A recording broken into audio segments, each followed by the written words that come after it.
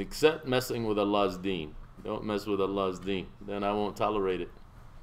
But you can do a lot of things.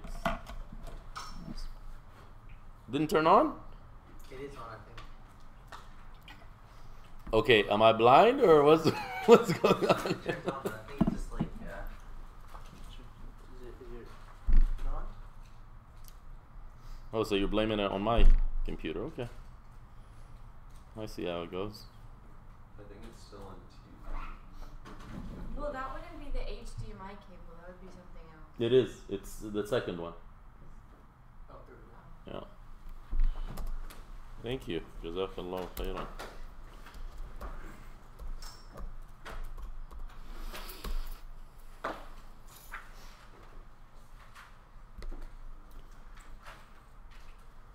Okay. So this is so we can write on it.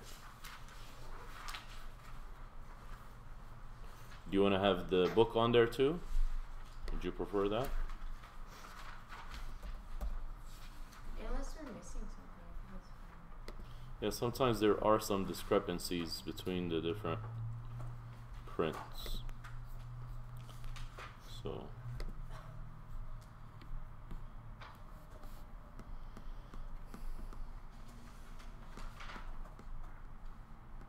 I was really surprised that some of y'all, when you turned in your homework assignment, did not include the introduction. So that was like that would take away from your grade. Just the introduction, we sent it like super early through email. Yeah. And the translation was later in the end. Do you have a copy of the introduction that we sent in the beginning of the class? If you sent it, then just let me know that you did. That's all. Yeah. Yeah, whoever sent it before, I understand that some of you sent things in intervals and you didn't have it all on one document. That's completely fine.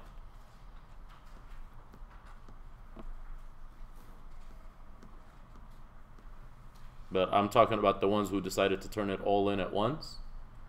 And they definitely missed out on that.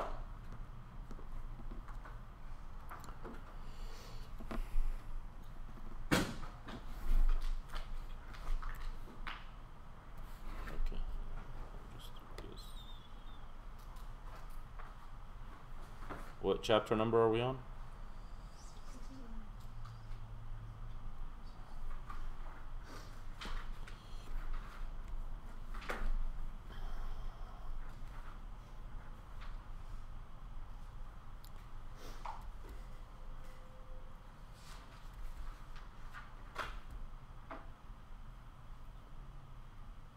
Okay, Bismillah, walhamdulillah, wassalatu wassalamu ala rasulillah. We were talking about على خزائن الأرض, and we're talking about الأمانة and الخيانة. And we said إذا ضيعت الأمانة فانتظر الساعة. قالوا يا رسول الله وما تضيعها؟ قال إذا إذا أسند الأمر لغير أهله. We reached this passage where Yusuf alayhi salam, it says وَكَانَ يُوسُفُ لَا يَسْتَحْيِي مِنَ الْحَقِّ. وَكَانَ يُوسُفُ لَا يَسْتَحْيِي مِنَ الْحَقِّ. And this is one of the descriptions of the believers. Throughout history, we must have this particular character trait. Joseph did not shy away from the truth. So we know that in Islam we have something called haya. Haya is this type of modesty, this type of non-boasting, non-vanity behavior. But when it comes to truth, you must stand your ground. You don't have an option as a believer. Aisha radiyallahu anha, the wife of the Messenger sallallahu alaihi wasallam, she says, may Allah bless the women of Medina. Being modest did not prevent them from learning, because sometimes, mostly, haya is something that is a character trait that women have. Just like women are typically more empathetic, women are typically more compassionate. There are specific things related to women. And one of them is haya. That's their nature. Allah created them this way.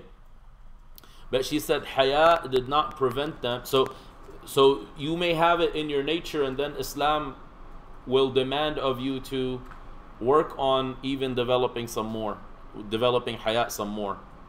And the Prophet says, al-imanu, al-haya'u shu'batun min al-iman. When we spoke about branches of faith, one of the main branches, he says, is al-haya. Al-haya is a branch of faith. So that's a huge character trait that many people are missing, especially with the prevalence of immorality. Immorality removes haya from people. So haya is when somebody becomes bashful. When there is like some type of talk that's private, people get embarrassed. That's part of haya. But when you have no shame, and it has nothing to do with shame culture, we said about that before, right? We spoke about that. But when you have no shame, you can see things that are indecent and it doesn't affect you. In fact, you may enjoy it. One with haya would not enjoy such a thing. So, كان يوسف لا يستحيي من الحق. In this context now, haqq is a huge topic, and it entails all types of truth. But here it's talking about the truth of calling out those who are in authority for their financial corruption and for their oppressive policies. فَقَالَ لِلْمَلِكِ. So look at this now. Remember in the early days when we were together, when we were younger in the beginning of the year, like 9 months ago, we were much younger. I had less white hair, and I stressed you out, guys, way less than I do. We said that a student of knowledge must have what character traits? You remember? You reach knowledge by having two things: a constantly questioning tongue, بِلِسَانٍ سَؤُولٍ وَبِفُؤَادٍ عَقُولٍ, and with intellect that is ready to comprehend. Okay? Yeah, can you speak? I don't know sign language, I'm sorry. Yes, I can repeat it. Which is نِلْتُ هَذَا الْعِلْمَ بِلِسَانٍ سَؤُولٍ. I have achieved this knowledge by way of having a constantly questioning tongue. وَبِعَقْلٍ or فُؤَادٍ عَقُولٍ, with intellect or a mind that is ready to comprehend. Those are the two main things that you need. And we spoke about hayat at that time, and we said that two types of people will not learn. The shy one will not learn because he's too shy or she's too shy to ask a question. And the arrogant one, because he's too proud to lower himself or to lower herself by seeking knowledge. Right?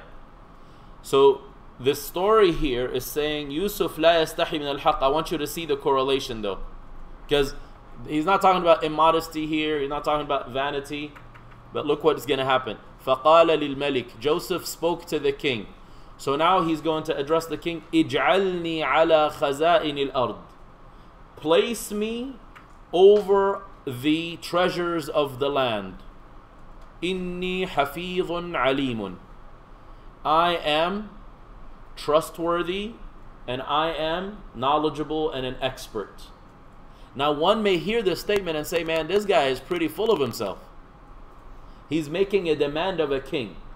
You know, like a student comes to me and says, hey, make me the head teacher's assistant in IOK, because I have the Quran memorized and I know Arabic fluently. Do you think that would be considered arrogant? No, because that's speaking truth. He's not faking the funk. He's speaking reality. Right?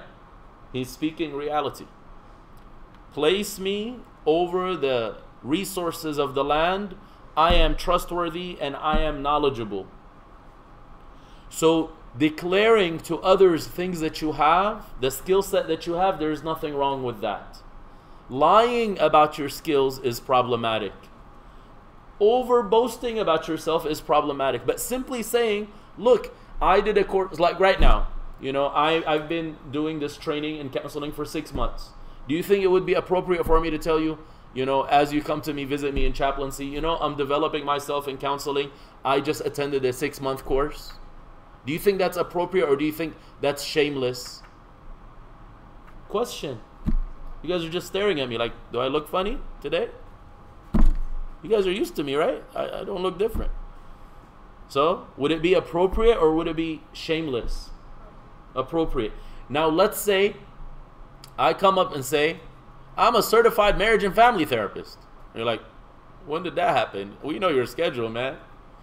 You're not licensed. If you have a license, we'll strip it away with your type of schedule, right? And with the cases that you see. Because if you're licensed, you can only see a few people at a time. Do you know how many people I see? Not what licensed people see, right? So that would be boasting, and that would not be appropriate. But let's say I do have this counseling experience, and then I visit a community and they're like, there is this brother who's dealing with an addiction, and we don't have anyone that can speak to him. I took a training in addiction, and I say, I don't know what to tell you.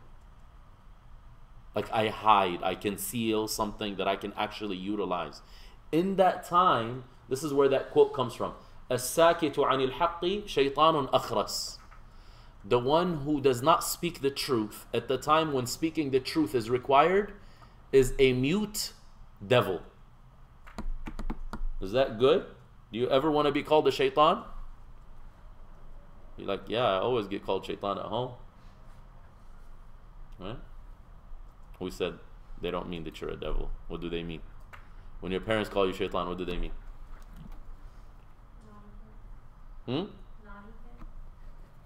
Naughty, rebellious, troubled. Yes, Dalen. Can you clarify how to spell yastahi, because it's spelled differently up there? Good. So this is just la yastahi. Okay. There is emphasis in your book, and what's in your book is what appears in the Quran. But in Arabic, it's istaha yastahi. It's like this. You don't need double ya. Double ya just means extra emphasis. So should there be the kasra on the hat still when it's spelled the way that it is in our books? Yastahi. It would still have a kasra, yes. Yastahi, yes. So this is a discrepancy between the prints. Wait, so this one is yastahi. This one is la yastahi. And ours is yastahi. Yes. So ha has a. Remember on Yeah. Tuesday, we're E, the double ya sound. So this one has a sukun on it. And the other one has. Stahi or stahi? Yes. So yours would be la yastahyi. This one is la yastahi. You see the difference? Yeah. Yastahyi and yastahi. So in this case, for us, the ha should have sukun and then the kasra should be on the ya. Yes. Sorry, I'm not looking at your print. So yeah, yes.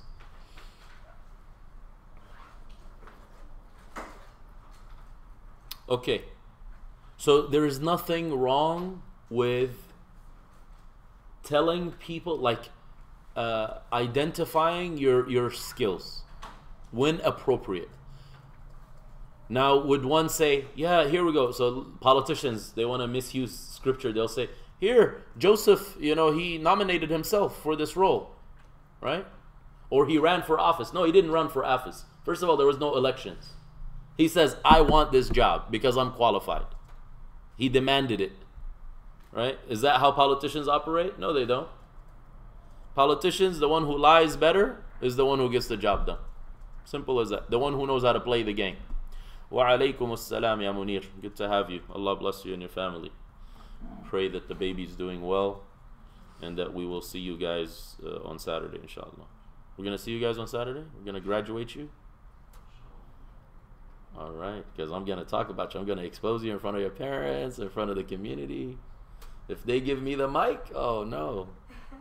You know how that goes. I haven't given khutbah in 6 months, so I'm just waiting for a crowd right now. Okay, so اجعلني على خزائن الأرض إني حفيظ عليم. So this is a proper thing to say. We would not say it's improper. Allah would not quote it to us and attribute it to one of the prophets except that this is a proper thing to do. Okay? But again, you must be qualified before you make such declarations. And then it says, وَهَكَذَا كَانَ يُوسُفُ أَمِينًا لِخَزَائِنِ الْأَرْضِ. And that is how, هكذا is that is how. That is how Joseph became the treasurer. So Amin, we said Amana, is the one who preserves, is the one who protects, is the one who watches over. لِخَزَائِنِ مِصْرَ. He became the treasurer, or he became the overseer, we can say. The one who oversees. خَزَائِنِ مِصْرَ, which is the treasures of Egypt. Very good.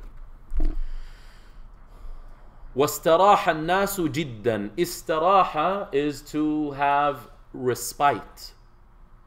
Is that the word? To rest. Because we said, what was the situation, what was the condition of the people before Joseph took on this role? Oh, sorry, there's something else. When Joseph demands this job, was he doing it for his own interests? And that's the difference between politicians and prophets. And the followers of the prophets. The followers of the prophets, when they decide to take on a role, it is not for their own self-interests. It is for public interest. They truly embody the word called public servant. Public servants means they're serving the public. Right? So he was upset with the condition of the people, and he says, look man, ain't nobody going to do this better than me. So then what does he do? He puts himself forth and he says, I want this task. And it's a responsibility.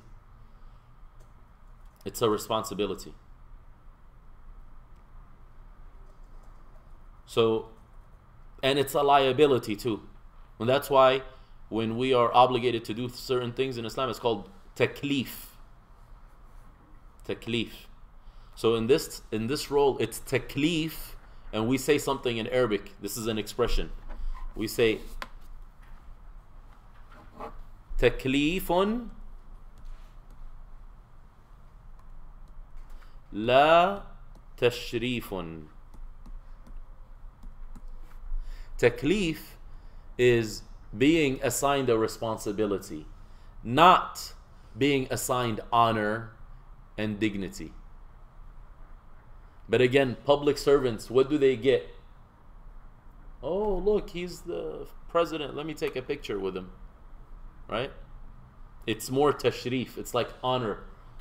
Your honor, they say. Or your excellency, or whatever they decide to say. Your royal highness, if they are, royal and it's like a kingdom or something. But it's taklif la tashrif. And that's also the same thing with belief, with faith. So when someone decides to become Muslim, it's not, oh, look at me, I'm better than other people. No, you have liability now. So when Allah says you're the best of all communities, is that tashrif or taklif? Many of us think, yeah, we're God's chosen people. I mean, we point the finger at, some people call them their cousins. They're not my cousins because I'm Kurdish. So we point the finger at other communities and we say they declare to be God's chosen people. Many of us behave the same way. That's when you want tashrif. You want sharaf, nobility, honor, dignity. But the believers, they say this is a responsibility, this is a liability. Allah chose me. When the prophets were chosen, they didn't boast and say, yeah, I'm God's chosen prophet. They went to work. Right? So the same thing here in the story of Yusuf. I really want to emphasize that because sometimes people have misunderstandings. They may misuse this to run for a political office. In case you haven't figured out, I'm not a fan of that. وَاسْتَرَاحَ النَّاسُ جِدًّا وَحَمِدُوا اللَّهِ. Because even sometimes good people, when they're in a bad environment, they get corrupted. And ask people who have experience in those roles. Anyone who's honest with you will say that. We had, one of the trainings, we had childhood trauma. And we had social workers. And one of them was a retired social worker. He'd worked for years. And you can tell he's so hurt. You know, he's so hurt with the situation and with the policies and stuff like that. That's what happens after years of becoming seasoned. If you have any goodness in you, whether you're like police or you're like any type of public service, you realize this is not what I went in there for. And that all the bad things in your life happen because of this bad environment. So, if you're responsible to give advice to someone, make sure that you tell them to keep themselves in a good environment. وَحَمِدُ And the people now, when people relax and when people can breathe, they start praising Allah. And that's exactly what happened. So, what do you say was what's Saraha? What does that mean? Istiraha from raha. Raha means to rest. To rest. Istiraha is to seek raha. Remember we had the prefix. Hamza, Sin, Ta. So istiraha يعني طلب الراحة. Right? So sought after. They sought after this peaceful state. Because they were at a very difficult state. There was a lot of tension in society. There was a huge class divide. There was the rich, the haves and the no-haves. Is that what they call them? The ones who have things and the ones who don't have things. Have and have-nots. Good. Yes. طيب. So that's the chapter of على خزائن الأرض. Is it clear? Any questions? Any terms that are not clear? Yes. So just for clarification, the last sentence means the people sought relief.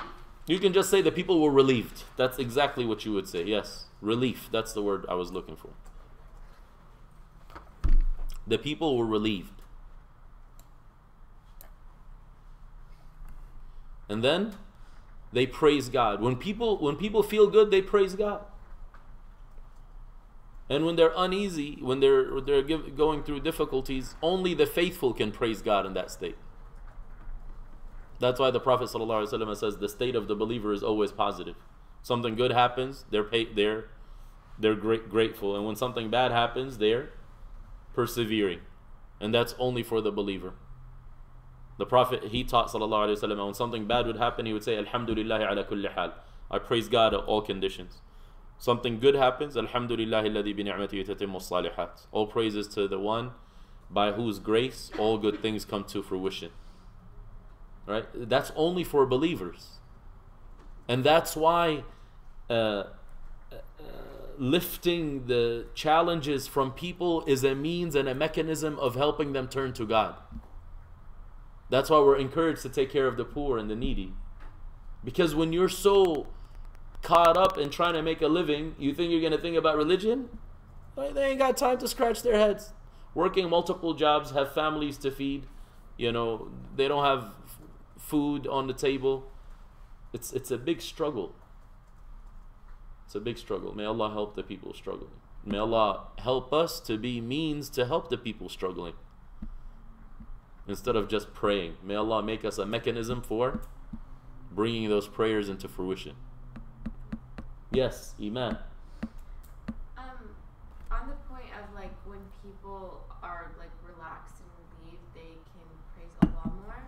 But I don't know, in my observation, I feel like it's easier for people to praise Allah subhanahu wa ta'ala when they're struggling, because everyone like starts praying when they're in a hard time. That's not praising. That's turning to God for help. Oh, so You see? two different Yeah. things. And then it's good that you point that out. So when we say they were relieved, it doesn't mean they were all well off all of a sudden overnight. Because typically when someone is so well off, they also forget about God. So you have two extremes. Exactly. The one who's working so hard that doesn't have time to turn to God, and the one who's got it so easy that they're like, why do I need paradise? I got paradise right now. Forget that. So those two extremes typically will make people heedless. But who do you think is in a worse condition? The poor person who's heedless, who doesn't have the privilege of thinking about other things, Or this rich person who doesn't do anything for a living. They got money, you know, that is like they can keep for eternity or something. The poor person that are all. Exactly. They're in a less troubling state probably. But it's very good that you pointed that out, because the reality is many people who are well off are very heedless of God. Okay. جاء إخوة يوسف. Let's read. Who would like to start us off? Dalen. بسم الله والحمد لله والصلاة والسلام على رسول الله. قال المؤلف رحمه الله: جاء إخوة يوسف وكان في مصر والشام مجاعة كما أخبر يوسف، وسمع أهل الشام وسمع يعقوب أن في مصر رجلا رحيما، وأن في مصر جودا كريما، وهو It's not Jodan, it's supposed to be Jawadan Kariman. So you guys are missing a alif. Look in my old print, right here. Jawadan, third line. جوادا كريما وهو على خزائن الأرض، وكان الناس يذهبون إليه ويأخذون الطعام، وأرسل يعقوب. اقرأ الحاشية. يأخذون الطعام. ما معنى الطعام؟ Go down.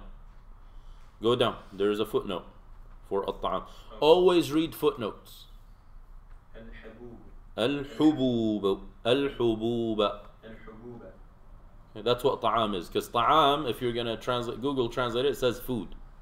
They didn't used to go to him because he had a restaurant. Right? That's what we think. When you pick up food, it means cooked food. But at that time, food was staple items. Barley and wheat.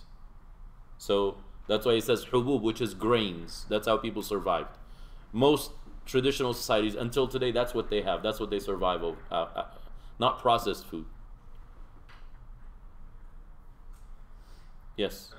وأرسل يعقوب أبناءه إلى مصر بالمال ليأتوا بالطعام، وبقي بنيامين عند والده لأن يعقوب كان يحبه جدا، وما كان يريد أن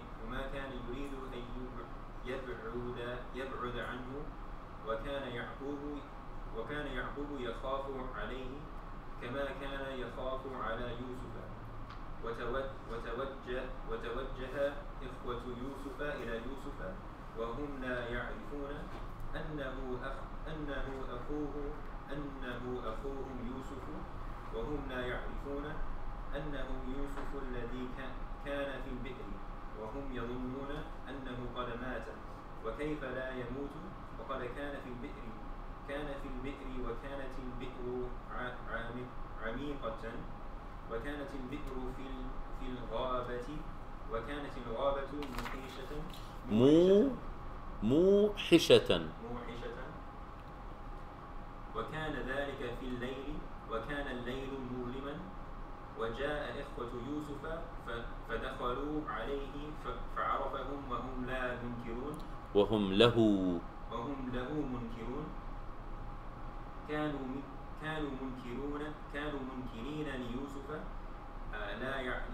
لا يعرفونه، ولكن ما أنكرهم يوسف بل عرف يوسف أن هؤلاء so this is supposed to have a shadda but it doesn't. أن هؤلاء هم الذين ألقوه في البئر، وأن هؤلاء هم الذين كانوا يريدون قتله، ولكن الله حفظه، ولكن يوسف لم يقل لهم شيئا ولم يفضحهم.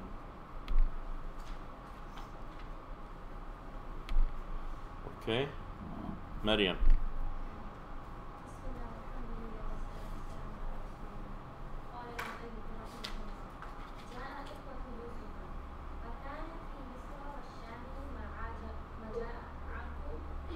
مجاعة كما أخبر يوسف، وسمع أهل الشام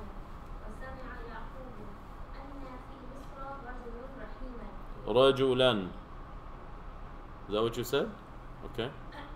رجلا رحيما وأن في مصر جوادا كريما وهو على خزائن الأرض وكان الناس يذهبون إليه ويأخذون الطعام الحبوب وأرسل يعقوب أبناءه إلى مصر بالمال ليأتوا بالطعام وبقي بنيامين عند والده لأن يعقوب كان يحبه جدا وما كان يريد أن يبعد عنه وكان يعقوب يخاف عليه كما كان يخاف على يوسف وتوجه إخوة يوسف إلى يوسف وهم لا يعرفون أنه أخوهم يوسف الذي كان في البئر وهم يظنون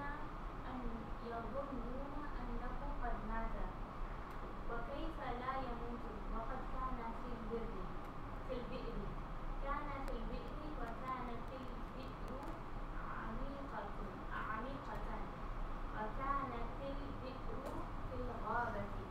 وكانت الغابة موحشة فكان ذلك في الليل وكان الليل مظلما وجاء إخوة يوسف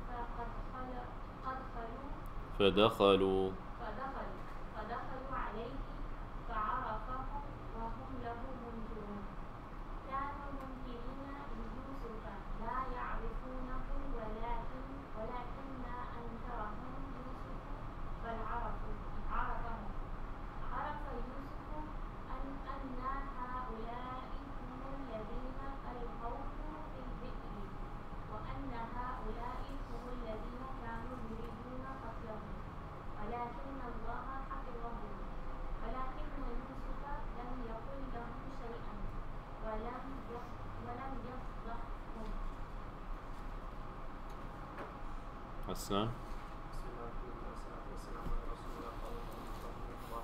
جاء إخوة يوسف وكان في مصر والشام مجاعة كما أخبر يوسف وسمع أهل الشام وسمع يعقوب أن في مصر رجلا رحيما وأن في مصر جوادا كريما وهو على خزائن الأرض وكان الناس يذهبون إليه ويأخذون الطعام الحبوب وأرسل يعقوب أبناءه إلى مصر.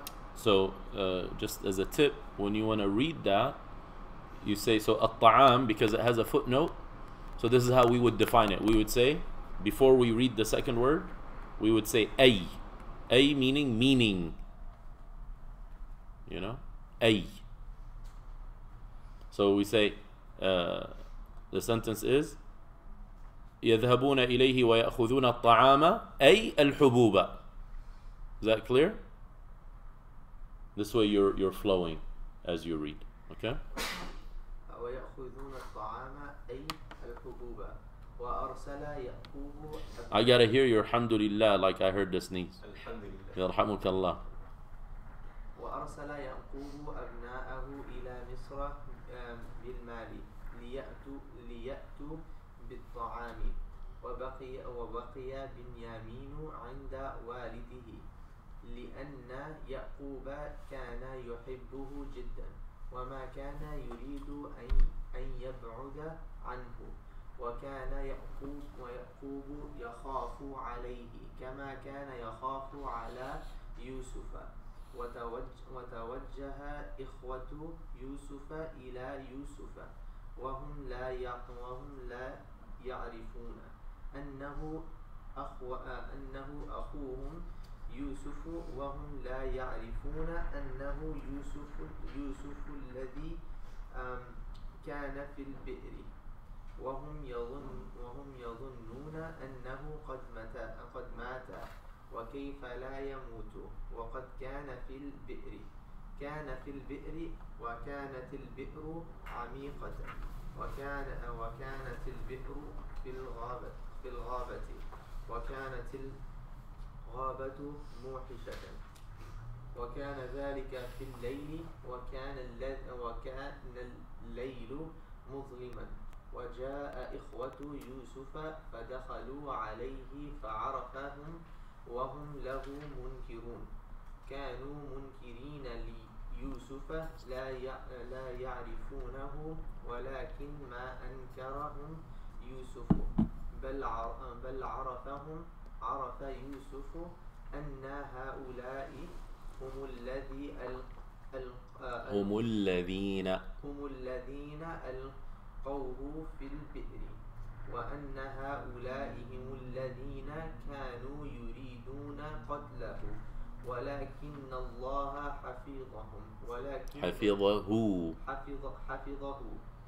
ولكن يوسف لم يقل لهم شيئا ولم يفضحهم. Thank you. إيمان. بسم الله الرحمن الرحيم.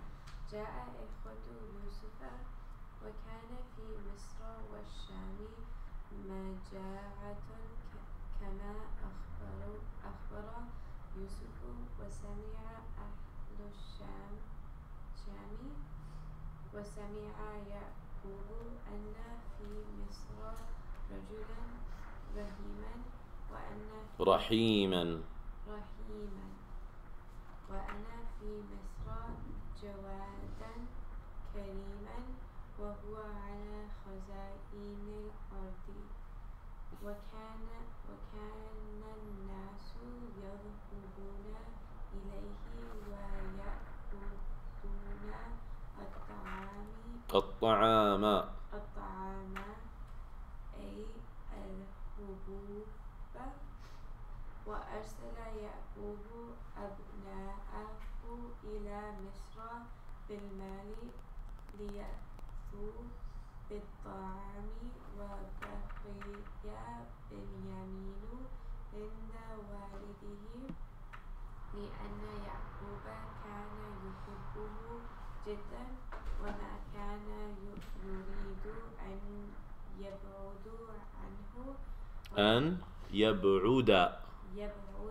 because an makes what comes after it mansub,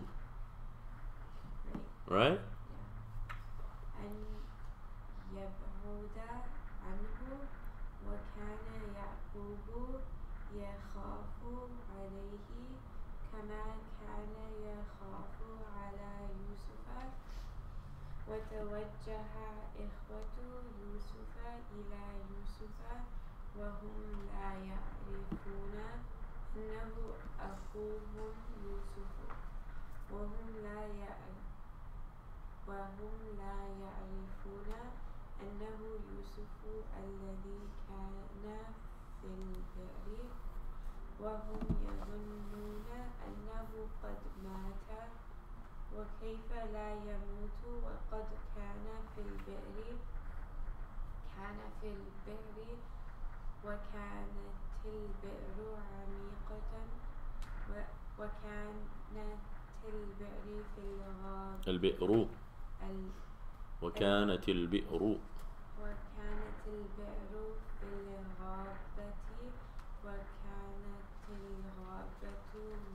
موحشة فأمر لهم يوسف وكان ذلك في الليل.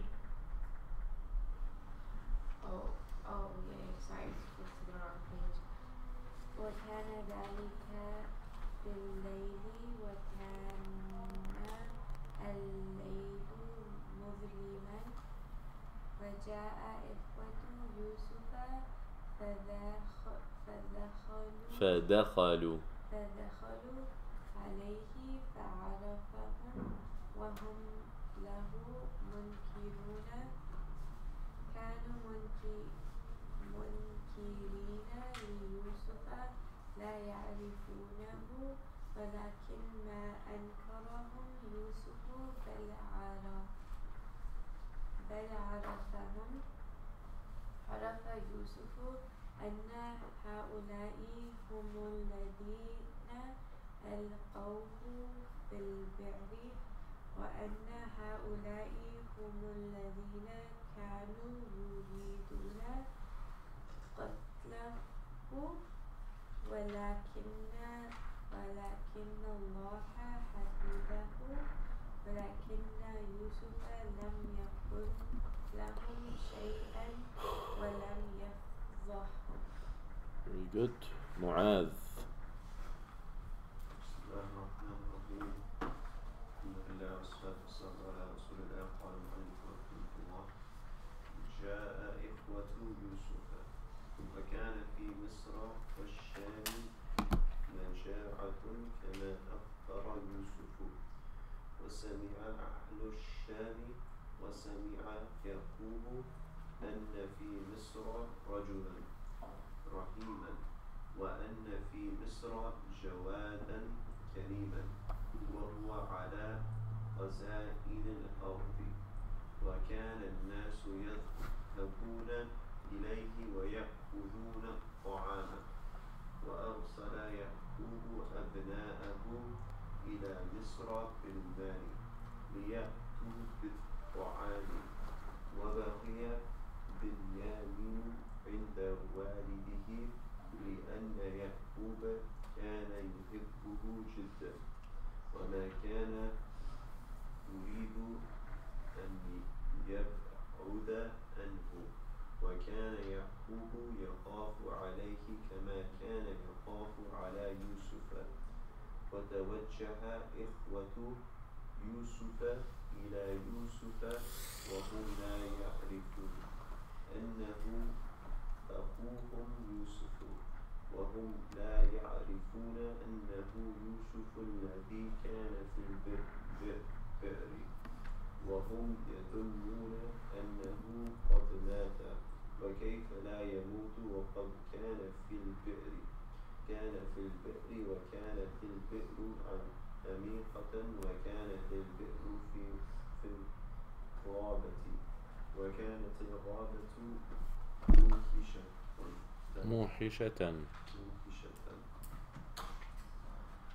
وكان ذلك في الليل وكان الليل مظلما.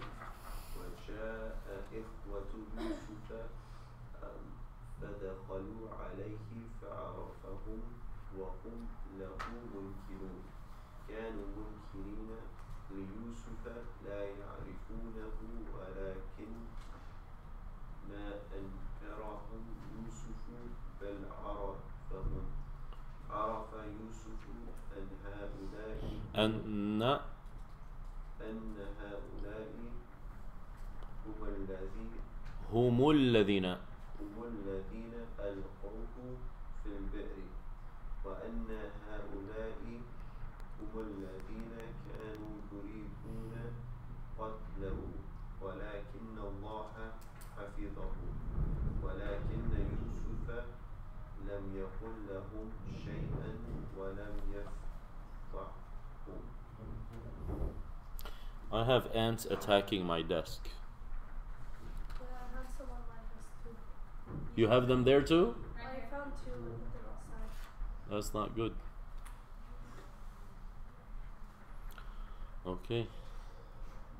Please, ants, leave us alone. Muna, you're up next. بسم الله والحمد لله والصلاة والسلام على رسول الله. قال المؤلف رحمه الله: جاء إخوة يوسف وكان في مصر والشام مجاعة كما أخبر يوسف. وسمع أهل الشام وسمع يعقوب أن في مصر رجلا رحيما وأن في مصر جوادا كريما وهو على خزائن الأرض، وكان الناس يذهبون إليه ويأخذون الطعام أي الحبوب. وأرسل يعقوب أبناءه إلى مصر بالمال ليأتوا بالطعام. وبقي بنيامين عند والده لأن يعقوب كان يحبه جدا، وما كان يريد أن يبعد عنه. وكان يعقوب يخاف عليه كما كان يخاف على يوسف.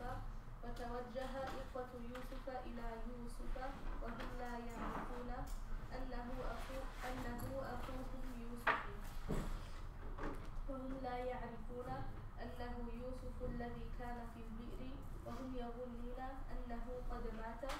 وكيف لا يموت وقد كان في البئر البئر وكانت البئر عميقة وكانت البئر في الغابة وكانت الغابة منفشة وكان ذلك في الليل وكان الليل مظلما وجاء إخوة يوسف فدخلوا عليه فعرفهم وهم له منكرون كانوا منكرين ليوسف لا يعرفونه ولكن ما أنكرهم يوسف بل عرف يوسف أن هؤلاء هم الذين ألقوه في البئر وأن هؤلاء هم الذين كانوا يريدون قتله ولكن الله حفظه ولكن يوسف لم يقل لهم شيئا ولم يفضحهم.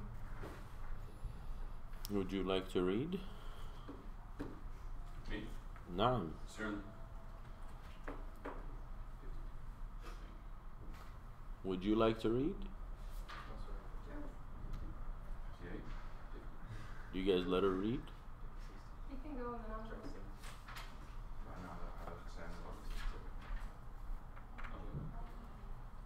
Am I going? No, you just came in. You don't have to go. No, am I reading now? I've been awake longer than you. That's all. I'm already going.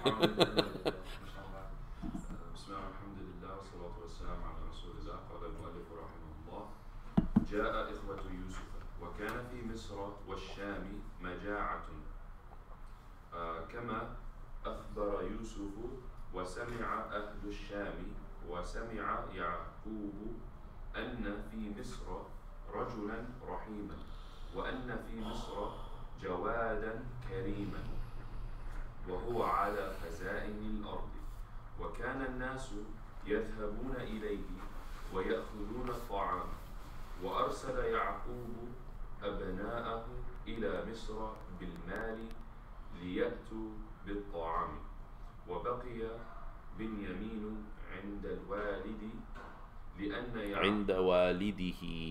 عند والده لأن يعقوب كان يحبه جدا وما كان يريد أن يبعد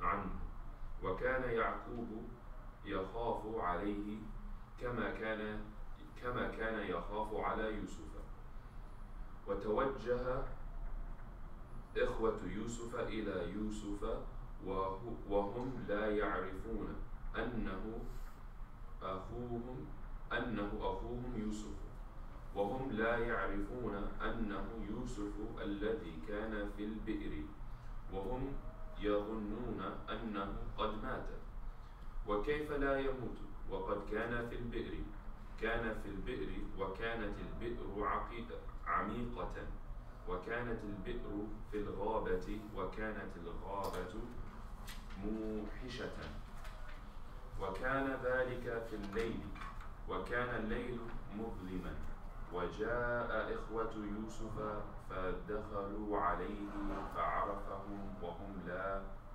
وهم لهم منكرون كانوا منكرين ليوسف لا يعرفونه ولكن ما أنكرهم يوسف بل عرف يوسف أن هؤلاء هم الذين ألقوه في البئر وأن هؤلاء هم الذين كانوا يريدون قتله ولكن الله حفظه ولكن يوسف لم يقل لهم شيئا ولم يفضحهم. Okay. بسم الله.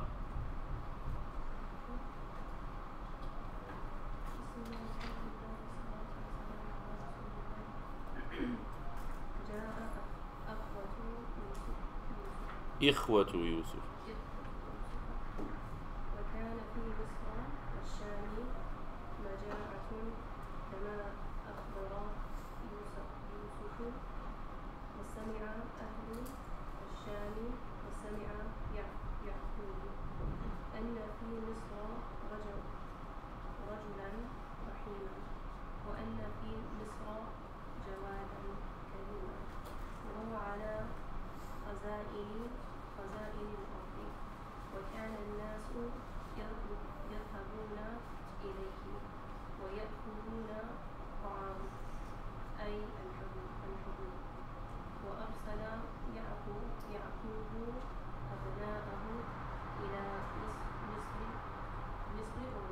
إلى مصر. إلى مصر بالمال. You guys don't have تشكيل in the book?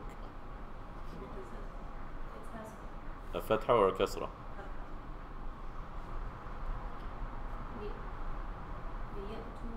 ليأتوا بالطعام وبقي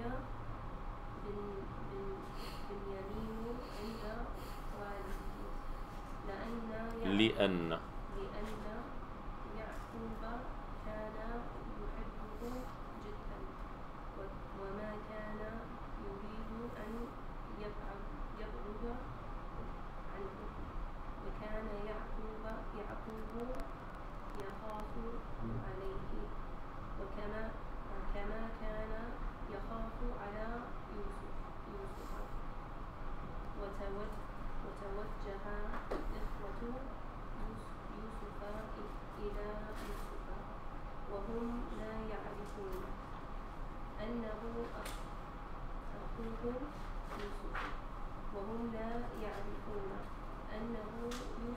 يوسف الذي كان في البئر وهم يظنون أنه قد مات وكيف لا يموت وقد كان في البئر وكانت البئر عميقة وكانت البئر في الغابة وكانت الغابة موحشة.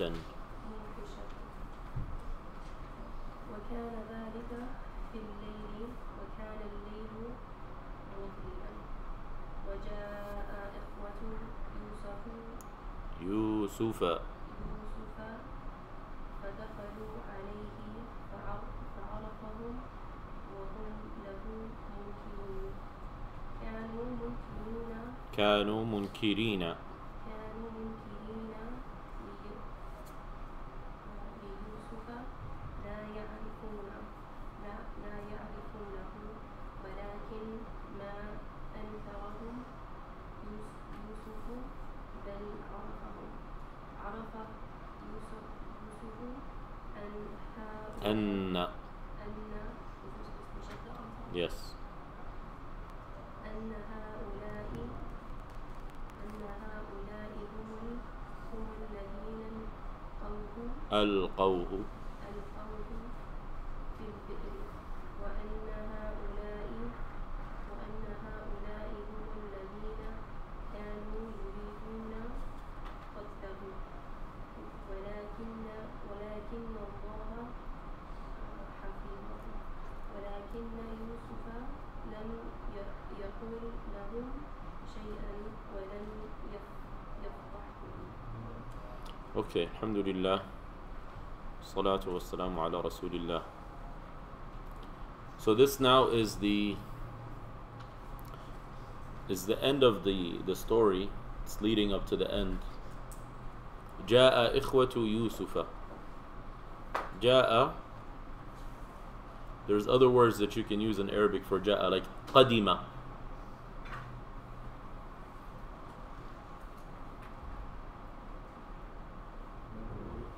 جاء is to come or to arrive.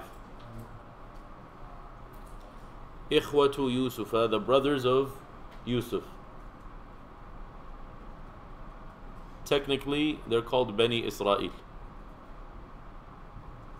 Because Yaqub alayhi salam is Israel. وكان في مصر والشام مجاعة. كان في مصر والشام مجاعة. What did we say مجاعة means? You guys didn't have that word, did you? We had it with you guys, with the story of Musa alayhi salam. Maja'a is a famine, and famine is when there is no food, typically caused by a drought, because the drought will affect the crops and the production of crops. وَكَانَ فِي مِصْرَ وَالشَّامِ مَجَاعَةٌ. So again, I want to pinpoint something or point out, when we say these names, these are geographical locations, not nation states. It's very important for you to realize this as students of Islam, because the nation states are constructs, and they didn't exist throughout human history. They're relatively new. So Misr is not today's Arab Republic of Egypt, and Ash-Sham is not limited to Syria. So Ash-Sham would be all the Levant, and we said that before. And the reason I bring this up is because these were some of the main places of civilization. He doesn't mention Mesopotamia here because it wasn't affected necessarily by this particular drought. And also this shows us that there was some type of relationship between Egypt and Sham. Kind of like there is a relationship between the United States and Mexico, or the United States and Canada, due to the close proximity. So if we have a bad season, for example, with crops, Mexico is going to be affected because California and Mexico have the same crops. Why do I say that? Because the name of that land historically was Ash-Sham. What you're going to learn next year, inshallah, is another name called Canaan. You guys studied it in this year, so year 2 will study it. Canaan is where the Canaanites live. So then it took on the name of the people who live in it. And that's also how the word Palestine comes about. It's the people that occupied it. It's not the piece of land. But that's something also to consider. That geographical location is called Ash-Sham in general. Yes. So Canaan was another name for Sham? Canaan was specifically the place where the Israelites lived, because Sham is much larger of a region. So within the Sham was Canaan? Yes. So when you study these ancient civilizations, you have the Phoenicians, and the Phoenicians lived in the all around the Mediterranean Sea. You have the Romans, and I just picked up on something actually. I don't know, I think I may have misinformed you guys, so I want to make a correction. You know how we said Ar-Rum, there is a chapter in the Quran called Ar-Rum, right? Ar-Rum specifically is the Greeks. The Greeks is Ar-Rum. Not the Romans. Romans in Arabic are called Ruman. It's a different group altogether. Surah Ar-Rum, what chapter is it? I don't know, but it starts like this. Alif Lam Mim Ghulibat Ar-Rum. Rome was defeated. 30. Chapter 30? Yeah. Okay. So here it says the Byzantines, is that like related? Or is that... So again, that's very interesting that it would say Byzantines, because it's not actually the Byzantines, but it was the Byzantine Empire. So that would take on like a political thing. But if we say Rum about a group of people, it's a race. So what race is that? That's the Greeks and the people who live around the Mediterranean, the Eastern Mediterranean, which would be like the Balkans as well. Those would be called Rum. Ruman is Rome proper in Italy, where the original Roman Empire was. But by the time the Quran is there, the Western Roman Empire had been destroyed by the Barbarians. The Germanic tribes came, destroyed Rome. And then the seat of the Roman Empire transferred to the east. It was split into the Western Roman Empire, Eastern Roman Empire. The Eastern Roman Empire were the Byzantines. And they were in Byzantine or Constantinople, which later on becomes Istanbul. Islampol first and then Istanbul, which is in modern day Turkey. The reason I'm bringing this up again is because Palestine is not a holy name, contrary to popular opinion. Okay, Palestine does not appear in the Quran or the Sunnah. What appears in the Quran and the Sunnah? Al-Masjid al-Aqsa الذي باركنا حوله, surrounding it, but not that name. So again, the key here is not to become nationalistic, because we would be just like the people that are on the other side. And that's why this war or this conflict continues, because it's a secular thing. It has nothing to do with the reality. What makes that place special is the masjid itself. That's what Allah mentions in the Quran. Al-Masjid al-Aqsa. Anyway, that's a side point. Chef, so all these translations that say it's Romans are wrong? Typical use of sometimes. Yes. I think if you picked up one thing in my class is that most translations are wrong. They're not accurate. So we're talking about the And I mean, I've made this mistake too. I've said this, so that's why I said I want to make this correction. So Ar-Rum in Arabic are the Greeks. Ruman are Romans, Italians. Okay, those are two different ethnic groups. Roman? Ruman, yes. Not Roman. The Rumman is pomegranate. So like some people, what they do, and I've done this before, because again, because it's a mistake. I repeated what other people say. They call all white people Rum. And that's not necessarily correct, because white people are different tribes. Anyone who knows European history knows that these white people don't get along. I mean, it's not until today in America that there is this white supremacy. But even white supremacy, if you really look into it, it's mostly the Germans. So Americans who have German ancestry. But like, if you look into the Scandinavian ancestry, like people in Minnesota, they're like the most liberal people. Swedes and Norway and Finland. Actually, a lot of white supremacists are Nordic.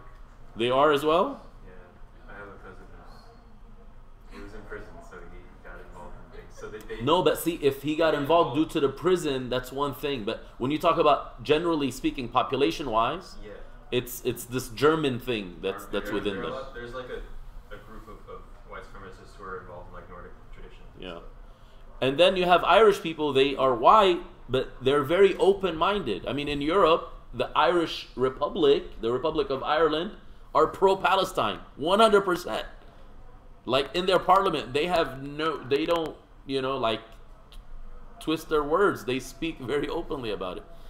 So we have to be careful of calling all white people Rum, because that was a specific group of people. Okay, that's the idea. So when we're saying Roman, we're talking about Romans from modern day Italy? Well, the ancient Roman, where Rome is basically. Roman would be where Rome was. But also that means multiple things, because it was an empire, it meant whoever was a citizen of that empire, even if they didn't have a particular race. So even Arabs back then. The northern Arab tribes were Roman, actually. They were, well, no, that's the technicality. They never had full citizenship. And that's why they welcomed the Muslims when they came over. Because they were oppressed by their European colonizers. And their form of Christianity was different than Catholic Christianity. So when we say Roman Church was the church of Rome before Christianity. That's our interfaith part in comparative religion. Okay, That's, so I think that made me recognize the point. That's why, like, in Islamic history, you have what is it, Sultanate of Rome. It was the Seljuk Empire, and if you look at its location, it's like the furthest east part of present-day Turkey. yeah. And they were called, what did I say? Ar-Rum, Sultanate of Rum. Sultanate of Rome. Yeah, it wasn't Western whatsoever. No. So yeah. But it makes sense, and it basically. And these people were from Central Asia anyway, but they just came out west. So they took over where the Romans were occupying. That's all. Yeah. طيب.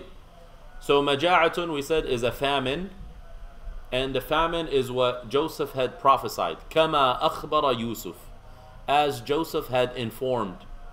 But I would like to say prophesied, because it was like something in the future, right? He was telling the future somewhat through the dream interpretation. So whatever he said happened. His, what do you call it? His prediction. So we can also say, just like Joseph predicted. So the famine struck Egypt and the Levant. وَسَمِعَ أَهْلُ الشَّامِ وَسَمِعَ يَعْقُوبُ أَنَّ فِي مِصْرَ رَجُلًا رَحِيمًا. The people of the Levant and Jacob both heard that in Egypt there is a compassionate man. So this is how people's positive reputation travels. This is amazing because the Prophet ﷺ in his lifetime, when his community was being persecuted, and he told them, go out to Eastern Africa, he says, because there is a righteous man there, a just king. So reputation travels. Positive reputation travels and bad reputation travels. وَأَنَّ فِي مِصْرَ جَوَادًا كَرِيمًا. And that in Egypt there is this exceedingly generous and noble person. Jawad and Kareem could mean the same thing. They're just synonyms. Jude is when you give out a lot of things, you share. And Jawad could mean a horse. Jawad also is the name of a person. Jawad is also one of the names of the 12 Imams in the Shia tradition, although the Imams are not Shia, the Imams are from Ahlul Sunnah. But one of them was named Al-Jawad, that was his nickname. وَهُوَ عَلَى خَزَائِنِ الْأَرْضِ. And this compassionate, generous, and noble man is in charge of the resources of the land. So remember why he even assumed this role, because he wanted to help people out. It was for this particular event. He wanted to ensure that he can help people so people don't starve. وَكَانَ النَّاسُ. Look at what his reputation is. So now you can say, we have a reputation, there's this guy that's nice. Okay, that's one reputation, he's nice. But then you have people's testimonials. They leave reviews. And they say, not only is he nice, but whenever we go there, he gives us things. كان الناس يذهبون إليه. People would go to him. ويأخذون الطعام. And we said الطعام الحبوب. And حبوب is the plural of حب. And حب could mean a seed, but in this context it means grains. الحبوب.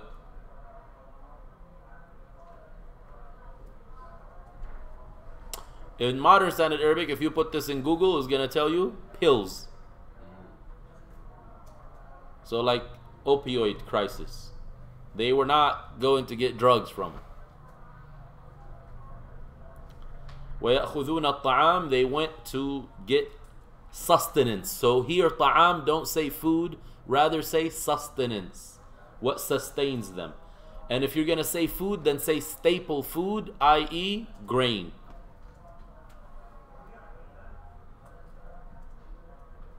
وَأَرْسَلَ يَعْقُوبُ أَبْنَاءَهُ. And Jacob sent forth his sons إِلَى مِصْرَ, to Egypt, بِالْمَالِ, with some what? Wealth, money, what else can we say?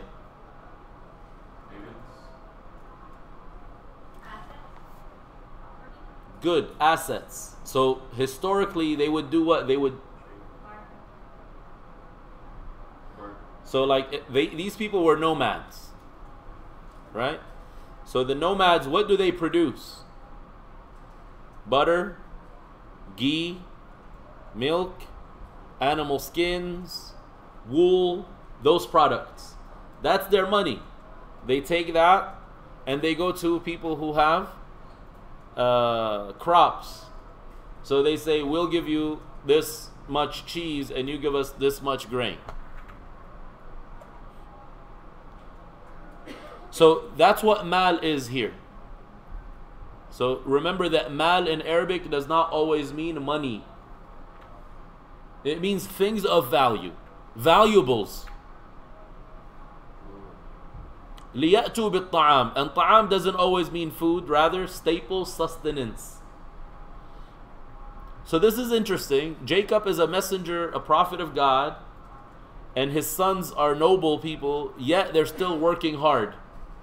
They didn't have servants. They were shepherds. They lived a difficult life. They experienced drought. So just because you're a prophet of God doesn't mean you're not going to experience difficulty.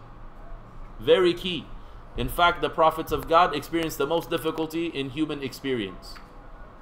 And the righteous will also do the same.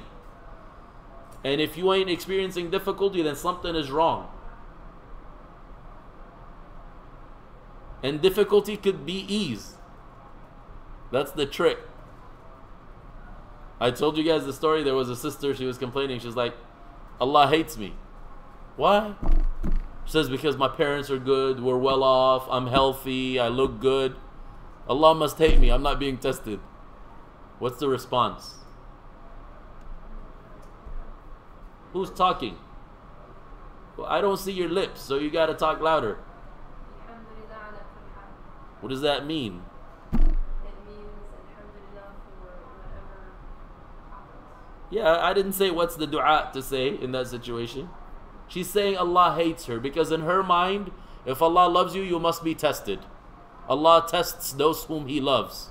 So she feels she's not being tested. Yes? She's being tested with things, so it's the other way, it's the harder test. She is being tested, right? So tests manifest themselves in different ways. People are not all tested the same. Maybe my test is chocolate and your test is ice cream. It's possible. That's where your weakness is. Maybe my test is my health, that I am weak, which you guys have seen. Your test is that you're healthy, you never get sick. Somebody's test is that their parents were dead. They passed away, they were orphans. They didn't have that full experience. Other people's test is that they have parents. They're like, I wish they died. Some people's test is having children. Seriously, I mean, that's a test. We are a test to our parents, and our parents are a test to us. Some people are dying to have kids. I can't wait. And you ask them, oh, we've been trying to have babies. And others are like, oh, all these babies are accidents. We did not plan them. And then they, give us a hard time. So everyone is tested in different ways, right? So the moral of the story here is the messengers of God experience pain. This is part of the human experience. They were not immune from the human experience. The messengers of God worked with their hands. There is nothing wrong with that. That's not something that's inappropriate. That's very appropriate. And we say this about the messengers of God because the righteous people are supposed to follow in the footsteps of the messengers of God. وَبَقِيَ بِنْيَامِينُ عِنْدَ وَالِدِهِ. Baqiya is to remain. Baqiya is to remain. He remained. Who is he? Binyamin. Who is Binyamin? He's the full brother of Joseph. They got the same parents. The other ones are half brothers. وَبَقِيَ بِنْيَامِينُ عِنْدَ وَالِدِهِ. He remained with his father. So walidihi, that dhamir goes back to whom? Binyamin. So it always goes back to the last name that's mentioned. That's the rule in Arabic. That helps you understand the Quran too. But you're gonna see that in tafsir sometimes it may skip things. So they'll tell you either it means this because it goes back to the last thing mentioned, or it means something else. Does Baqi relate to the graveyard? The graveyard in Medina is called Baqi'. But good, because that's how most, if you're not an Arabic speaker, then you pronounce it like that. You say Baqi. Except if you're Desi, you say Jannatul Baqi. They call it. Huh? It's not a Jannah. It's Al-Baqi'. Actually, in the time of the Prophet, it was called Baqi'ul Gharqad. The tree that grew there was called Al-Gharqad. Not one tree. That's the type of tree. What's interesting about Gharqad is that's the tree of Yes. You're anti-Semitic right now. We caught you on camera. That tree is the tree that they will plant in the end of times and they will hide behind. I don't know what it's called in English, but that's what Baqi' is. Huh? Is it called the Joshua Joshua tree? Or tree? is it the same thing? No, I don't think Joshua tree only grows in Palm Springs, man. Okay. Yeah, that's not Israel. That's Coachella. You know, there may be some type of Armageddon happening there, but it's not going to be humans. It's going to be, what are they called? Those things that come from the sky? Meteor? Yeah, those things. Those is going to shoot down on there. Them devils. So Al-Baqi' is specific to the graveyard in Medina only? Yes. Al-Baqi' is specific for the graveyard in Medina, and it's a name as well. It's a name. Al-Baqi'. There is a ayn in the end. But if people don't say the ayn, then they think it's like this. Baqi. What was the name of the tree again in Arabic? Al-Gharqad. Let me write it. Al-Gharqad. Look it up. Look up Gharqad in English. Let's see what it means so we can... Gharqad.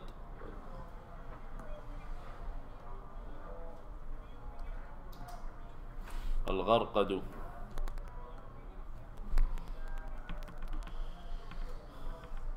Speaking of Al-Gharqad, because I don't mean that Maryam is anti-Semitic. I'm just joking about that. But you know, unfortunately, that's something that's like a huge crime, and some Muslims, unfortunately, try to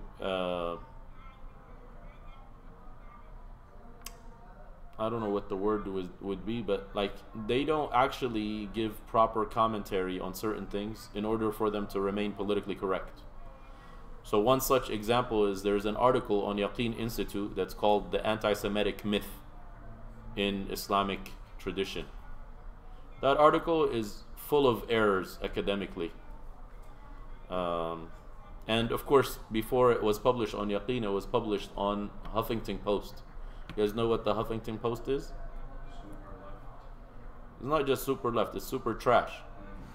And basically that's the same article. So it's to appease a particular group of people. But for some reason they didn't actually mention the tree. They mentioned the stone, because they will hide behind the stone. But that article is very, very bad, and that's a reality. But when you don't know Arabic and you rely on others to translate for you, you think that research is actually solid, and it's not. So what is it called in English? Al-Gharqad. Nitraria is this genus, a scientific genus. Nitraria is just like the name for like the scientific. What's the regular name? That's just the name. Huh? Boxthorn. Yeah. طيب. Salt tree. Salt tree? 9 species known as a night bush or a Dylan bush. And where does it grow? Flora of Israel. Wow. And it says Arabic name Gharqad. Common name salt tree, nitra bush, scientific name Nitraria ruchus. Allahu. That Wikipedia page, is it the same? Flowersinisrael.com. Wow. Allahu Akbar. Europe, Asia, Russia, and Australia. Huh? It's native to Africa, Europe, Asia, Russia, and Australia. Okay. Not native, they were planting them. But this is a bush, this Nitraria thing. It's a bush. That's what it is. It's a bush. So it's not a tree. Yeah. It's not a tree. Because there's a picture in like Google Images that comes up that says a Gharqad on it, and that's a tree. But then all the rest of the pictures are bushes. Yeah, it's a bush. It's a bush. طيب. So that's your political commentary for the day.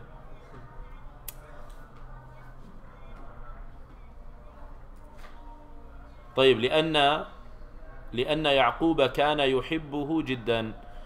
Benjamin remained with his father because Jacob used to love him very much. So you see, he didn't say لأنه كان يحبه جدا. He actually mentioned the name. لأن يعقوب كان يحبه جدا. Now you guys are year 1, that's why I'm not going into great detail, but compost. He says the Huffington compost. Thank you, Munir.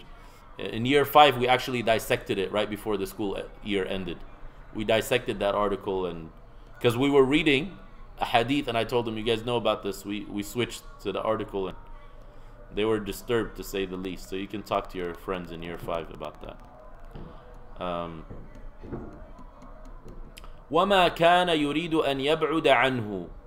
And he did not desire that he would be distant from him. So again, anhu, who's the ha going back to here? Yaqub.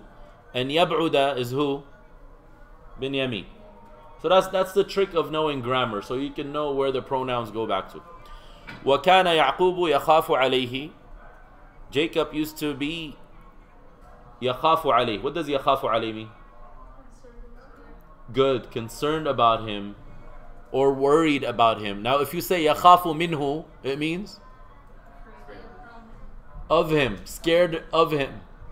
So you say أَخَافُ مِنْكُمْ or أَخَافُ عَلَيْكُمْ. So أَخَافُ مِنْكُمْ, it means you guys terrify me. أَخَافُ عَلَيْكُمْ, it means I'm very concerned about you, I'm worried about you. So hopefully your parents are the latter, not the former. Yes. We said Yab'ud anhu Binyamin doesn't want to be distant from Yaqub, or vice versa? The vice versa. ما كان يعقوب يريد أن يبعد بنيامين عنه. That Yamin is distant from him. Yes. Oh. Yes. Yeah. كما كان يخاف على يوسف. He worried about him just like he worried about Joseph.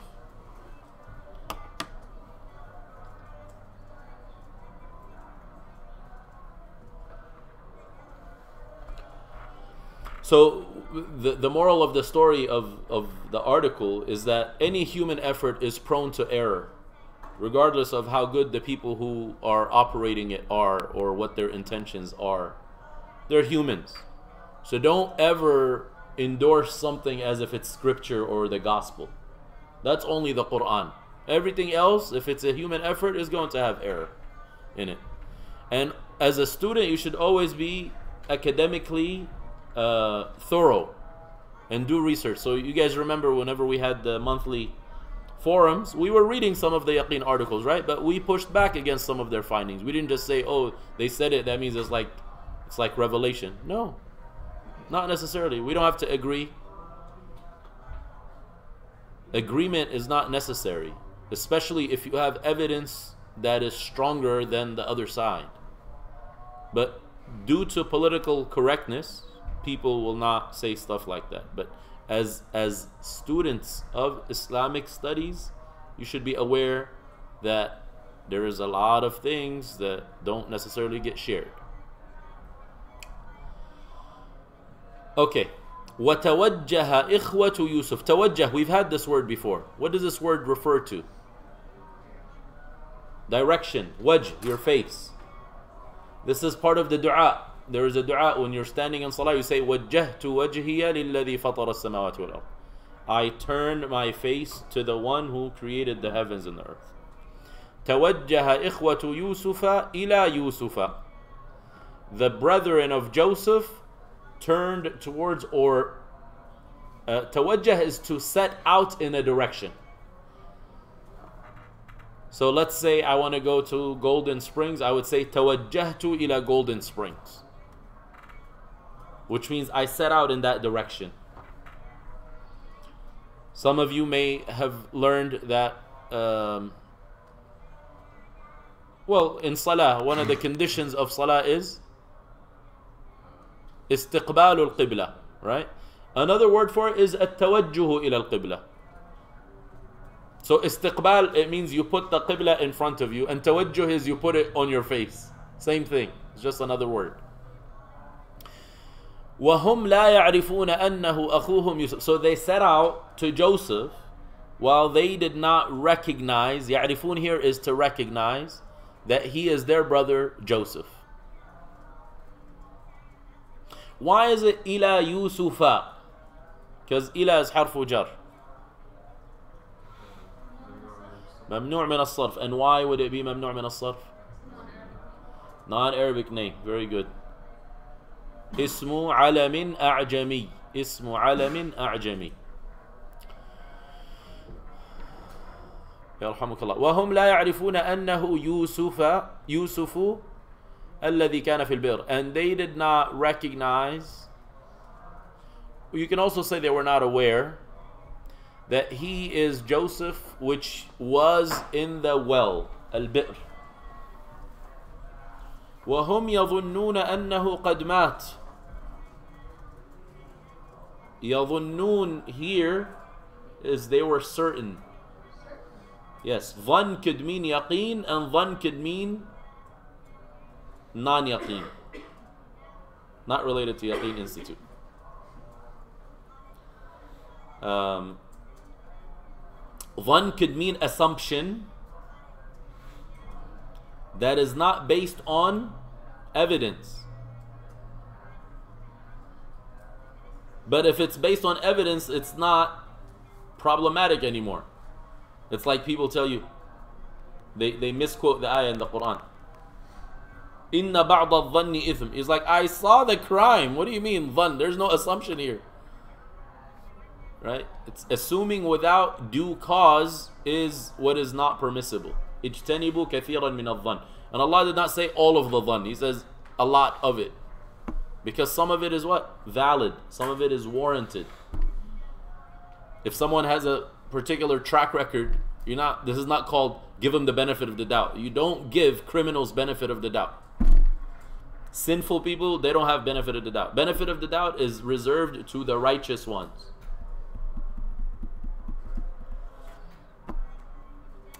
وَهُمْ يَظُنُّونَ أَنَّهُ قَدْ مَاتْ. They had thought that he had died. وَكَيْفَ لَا يَمُوتُ. And I mean, this is not them talking anymore. This is the author just expounding. How is he not to die وَقَدْ كَانَ فِي الْبِئْرِ, while he was in the well? كَانَ فِي الْبِئْرِ. And this is again something, it should trigger you, these sentences. Why would they trigger you?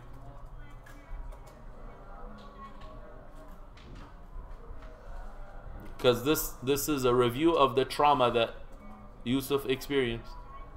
And we read the same sentence before in the chapter of Fil Ghaba. Like, what number was that? كان في البئر وكانت البئر عميقة. He was in the well and the well was what? عميقة. What's عميق? Very deep. وكانت البئر في الغابة. And the well was where?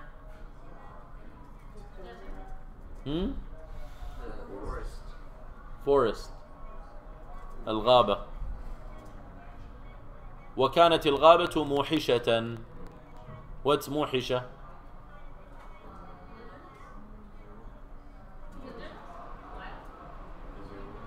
Huh?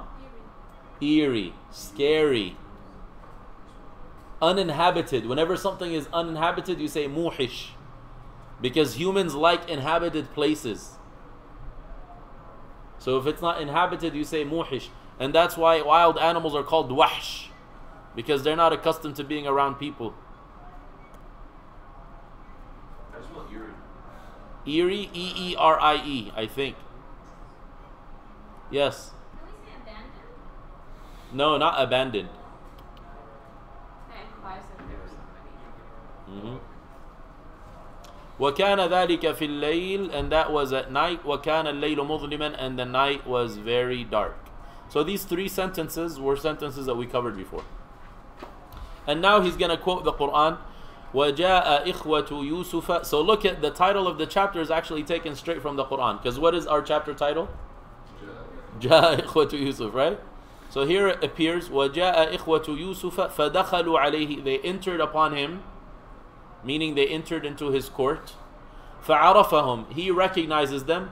وَهُمْ لَهُ مُنْكِرُونَ. While they did not recognize him. Inkar could mean multiple things. Inkar in testimony means for you to deny something. When something is munkar, it means it is not known,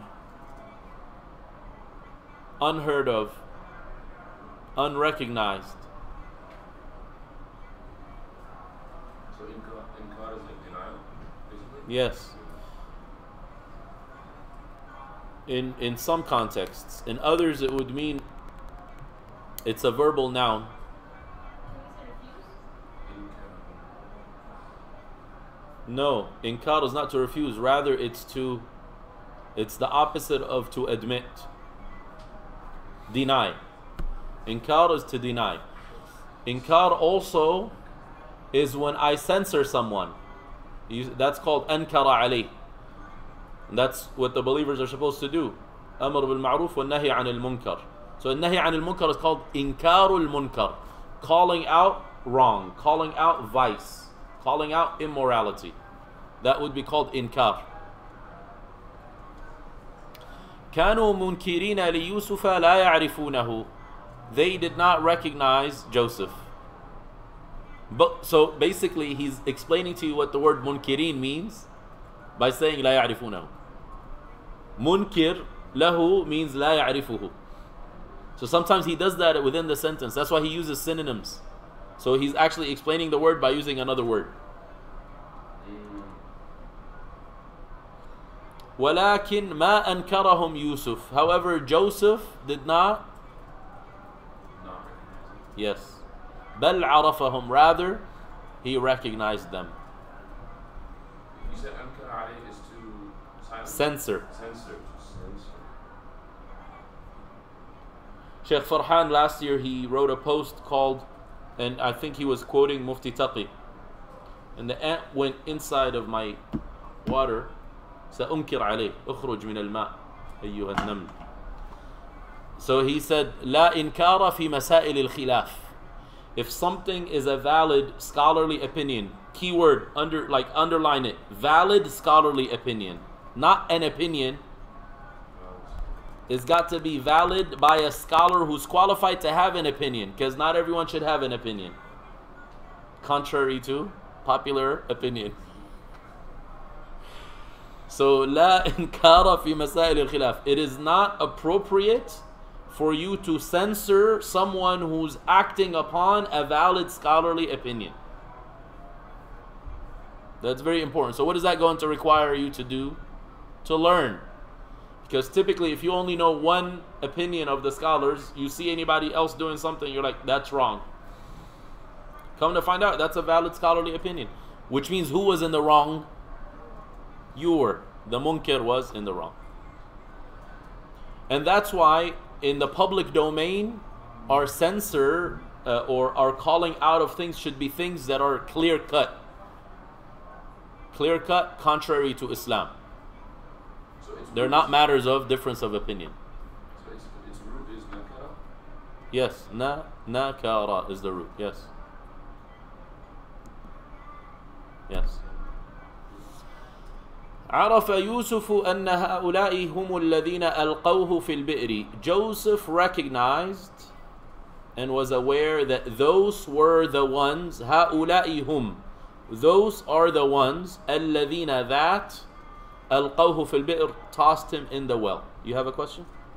Yeah, so did they not recognize Yusuf alayhi salam just because it had been so long and he had changed, he grown up and whatnot, or did Allah Azza wa Jal keep them from recognizing him? I think it was just so there's different things that you'll find, because considering he was in Egypt, he was like wearing a particular outfit. But also the long period of time. I don't know if there is anything that says Allah did not allow them to recognize him. I'm not sure about that. Did they know beforehand that this person's name was Yusuf? So that's the other thing, is that it's possible that he assumed another name, especially that now he has a public role.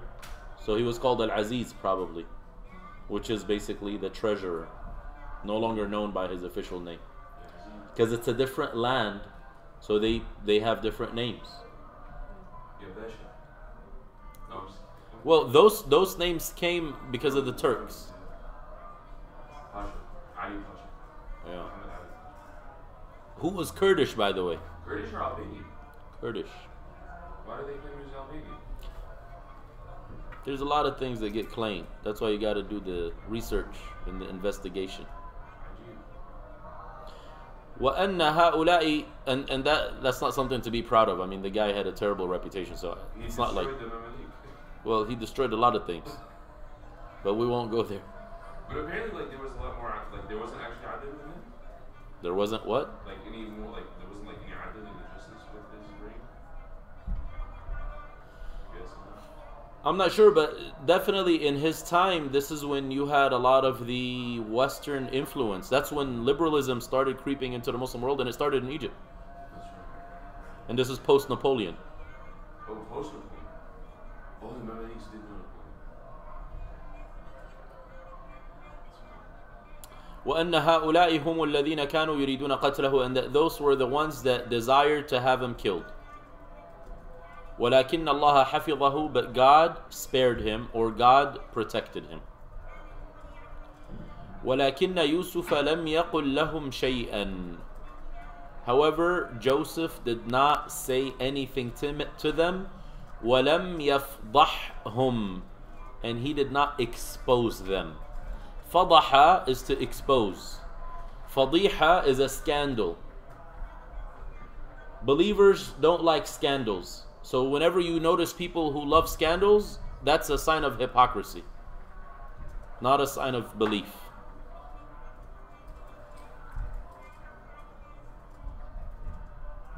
They have a statement, they say, الْمُؤْمِنُ يَنصَحُ وَلَا يَفْضَحُ. Not a hadith. Don't quote a hadith now. The believer gives sincere counsel and does not expose unjustly. Exposition happens in court. It doesn't need to be known to the whole world, because that would be called something else. In Arabic, that's called tashhir. And tashhir is not something that you can do on your own. It's like, yeah, we want to like do something, so we're just going to tell the whole world. That's a court judgment. So if the judge doesn't say that there should be tashhir, you don't do tashhir. It's just like whipping someone. You know, it's easy for people when they want to be politically correct. They say, we don't establish Sharia law in America, so we don't whip people, we don't stone people. Okay. Tashhir is another one of these laws. Public defamation. That needs a court order. You don't just do it on your own. But how quick are Muslims to spread scandals without even verifying the information? May Allah protect us from that. I mean, this morning I just got a message while I was here. A huge scandal by like one of the big personalities, a financial scandal. I'm not happy to see that. That's depressing. Even though I may not like the person, I may have differences with him academically, but that's not something that we should celebrate. It's like, yes, they were exposed. You must be sick in your heart to believe stuff like that. Because just like someone was exposed, you may get exposed. And the believer is not supposed to rejoice at these things at all. Rather, ask Allah to protect you. And ask Allah to make it not be true. Even if it's not somebody that you like, ask Allah to make it not be true. Because they're still believers. As long as they're believers, they have rights over us, even if we differ with them. That's the key. Right? That tells you that your allegiance is based on iman and not based on tribalism or like some type of desire. It's like, oh, IOK student, okay, I'm going to protect their honor. Student somewhere else, forget that. That's the idea. Is that just like when you simply hear something? What if you have the evidence? Even if you have the evidence. Even if you have evidence, if there is no court statement, that information is not to be publicized. You can act upon it personally, but you don't go tell the world. It's about knowing about something. Yes, it's not just knowing it. Of like spreading it. Yes, Okay. that's what we said. Public defamation. Unless it's something That's called tashhir. unless it's something that's like negatively impacting the life of other individuals. So then you'd have to consult with scholars about is that actually the case or not. But that's when people start becoming, judge, jury, and executioner. Well, I mean, like in that case, you would take it to authorities, right? Like, Exactly. I mean, we live in a land that has laws. that would be the case It's like, where why are you investigating? Like in therapy, they told us, they said, let's say you're a caseworker, social work, and you know something is up. Do not investigate. That's not your job. There is an investigating department. But that's what people want to do. It's like, yeah, I want to, like, who told you to do that? Call the cops. That's their job. They get taxpayer money. Put them to work. They know what to do. He's like, no, I don't believe in the police. Well, I don't believe in you. Yes. But what about people who say that beyond, like, let's say that there wasn't enough evidence, or the people who were victims didn't want to go to the authorities. So in that case, some people are like, oh, even in some cases when they are also, accused by the law as well. On top of that, then people take it upon themselves personally to spread the news in the name of other people not becoming victims. Like, so just because someone was like tried and accused doesn't mean the whole world necessarily, or the whole community knows about the wrong that they did. I'm with you, but look at how news travels now. No, So- I'm not defending that position. I'm just curious. That's what people do, but the problem with that is it's not controlled. So if someone is committing a crime in our community here, the people here need to know. Why do the Muslims in China need to know? So that turns into the whole sickness with online culture. Why do people need to know about that? What benefit does that bring them? Why do the non-Muslims need to know about that? No benefit in that whatsoever. But the people who are prone to being harmed, yes, they should know. And then what about the argument? So then obviously this has been brought up, and then they'll follow up with the argument that, oh, these people are international. They have an international following. Yeah. So we say that you are the ones who made them that. This is not from Islam. So you got to own up and have accountability for making them into superstars. People don't want that though. They want to have the cake and eat it. So we have to do a lot of introspection. But the problem is no one says, what is the proper procedure that Islam teaches?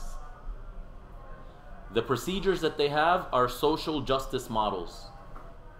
It's as simple as that. So in social justice, you just air it all out. That's what you're being taught. That's not from Islam. But that's what I'm trying to say is hold back, refrain, and say, what does Islam teach about this matter? We have due process in Islam. Did we finish the chapter? We finished the chapter.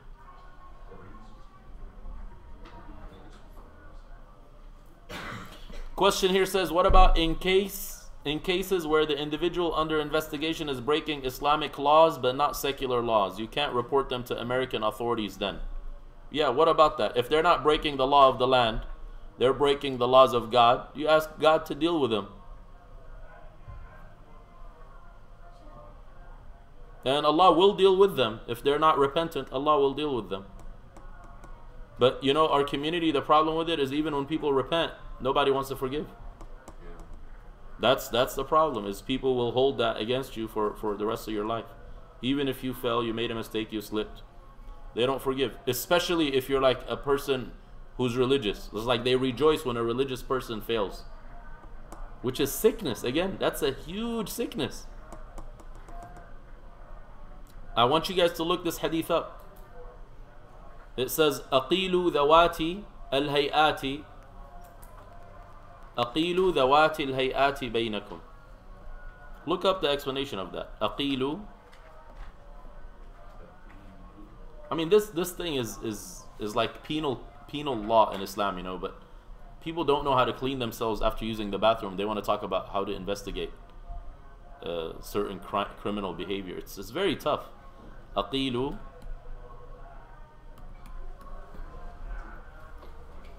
أصحاب الهيئات. That's talking about people who have specific dignified roles in the community. It's the complete opposite of what you hear in social justice circles. Social justice circles, because their religion is a power struggle between what? Power dynamic. So if somebody has any type of higher power, you must destroy him. Because it's socialism. You got to destroy the bourgeoisie and anything that represents it. Just kill them if you can. That's not what Islam says. People who actually have a particular status, there are certain things that are given to them as a privilege. But of course, people are not aware of that. Yes? I have two questions. Okay. First one. Our time is up. So, for Islam, He says in the case where that sin is affecting others. Again, it really depends on what that sin is. And I kind of have an idea of where this is going. So we're not going to open up that kind of worms. But what does it mean? The sin is affecting others. Like, what does that mean? The others that are typically affected by the sin are also actively participating in the sin. So, but unfortunately, the one who gets called out is supposedly the one because of the power dynamic. Well, he is X and he is Y and he is Z. Is that from Islam? That's the question. I want you to investigate that. I'm not going to give you the answer. Is that from Islam that if someone has, like, it's a father, he has the power dynamic there against his children, by default, he's like doomed if he does anything wrong in the house? Is that from Islam? I want you to investigate that. Where does that come from? That's all. Yes. Two questions. Number one. I think I'm gonna not ask the first question. Okay. The second one.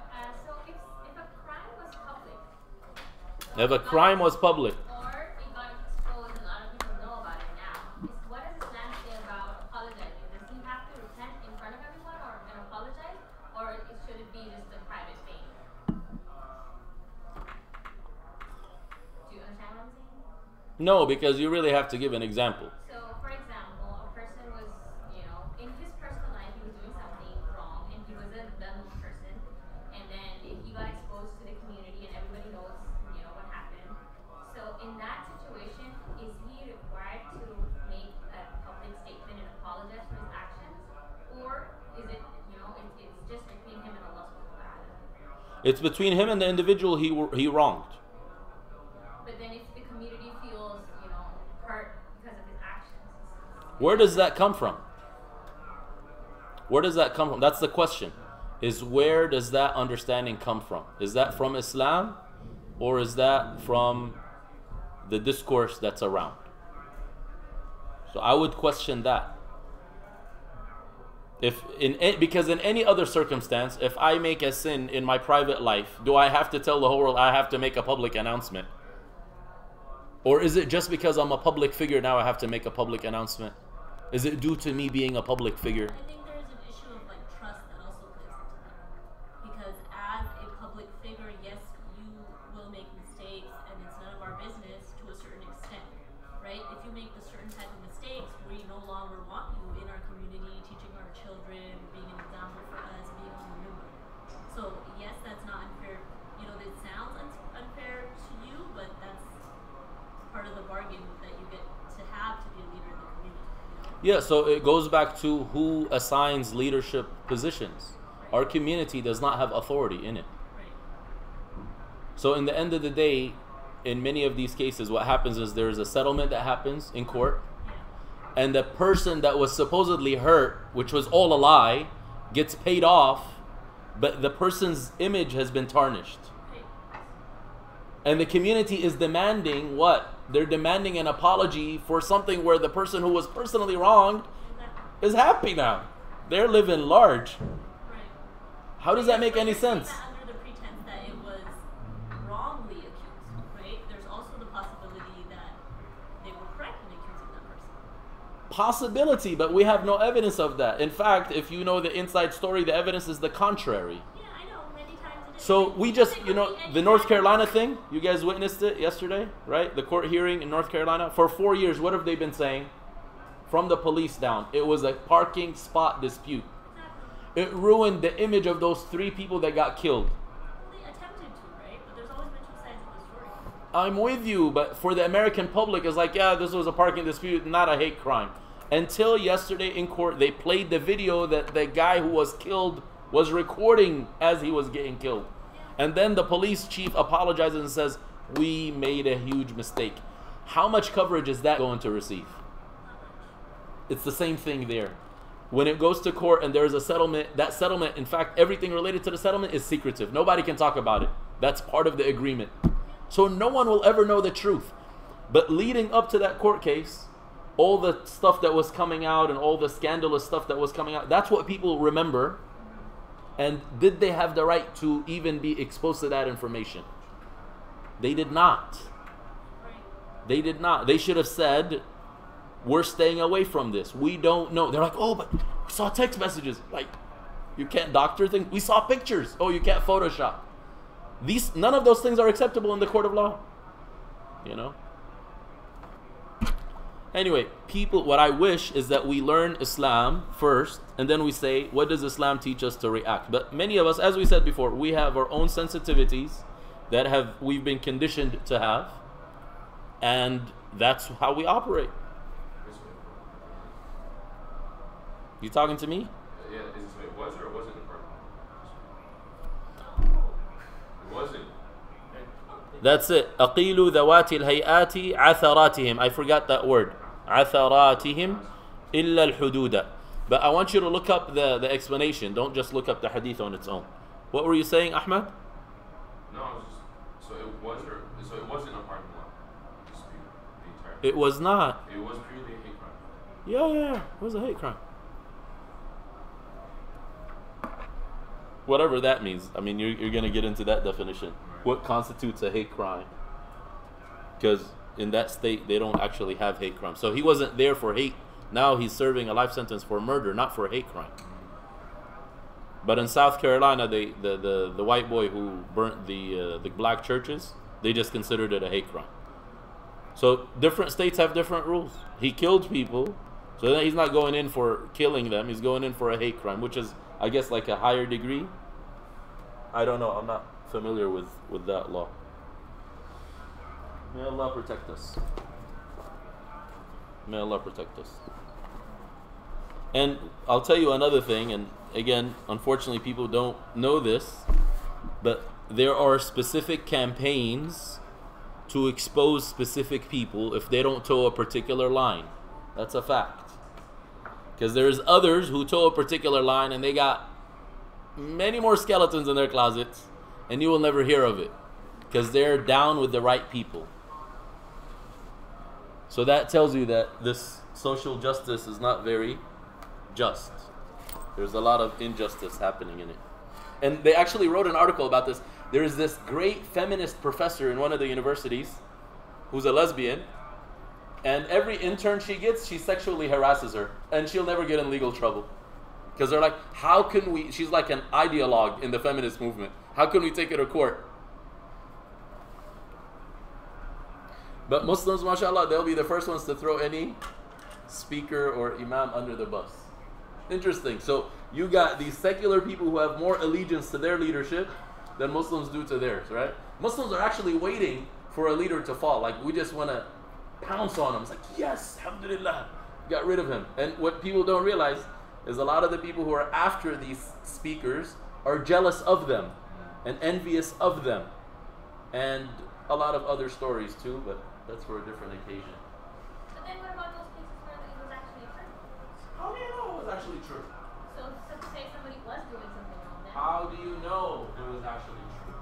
That's hypothetical. So you're saying that You're not supposed to repeat things where you are not certain, because you will be asked about it on the day of judgment. Even if the whole world is saying it's true. The whole world says 9/11 was conducted in a certain way. You know that for sure? so what is the point of the course then? What is Sharia law? We don't have it. Is that implemented? So if it's not Last time I checked, there was no Sharia law in America. so that's what you're saying. If there's no Sharia law, then there's no And even if there is Sharia law, because the judge is a human being, he only sees the things that are presented before him. The Prophet himself, sallallahu alaihi wasallam, says, some of you are more eloquent than others. Some of you may come and present an argument, and I may judge for them. And he's a prophet who knows the unseen. He says, if I judged to you a portion of your brother's wealth unjustly, beware, because you will answer for that on the day of judgment. I'm giving you a piece of the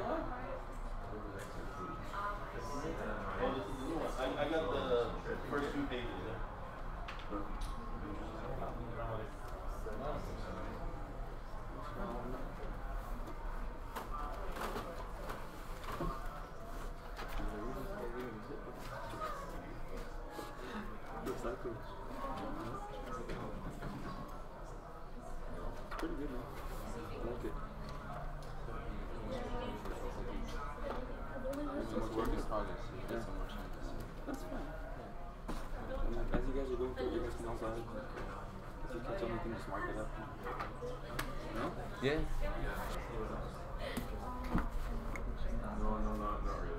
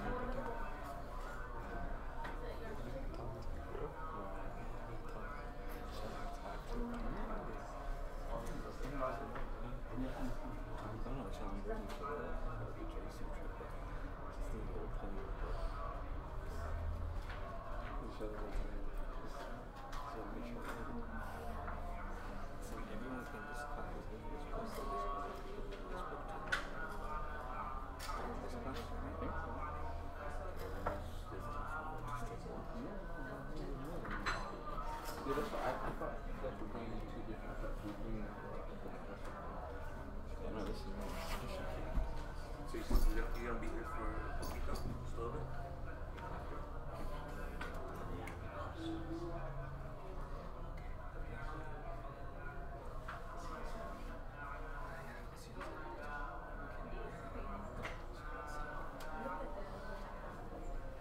Oh no.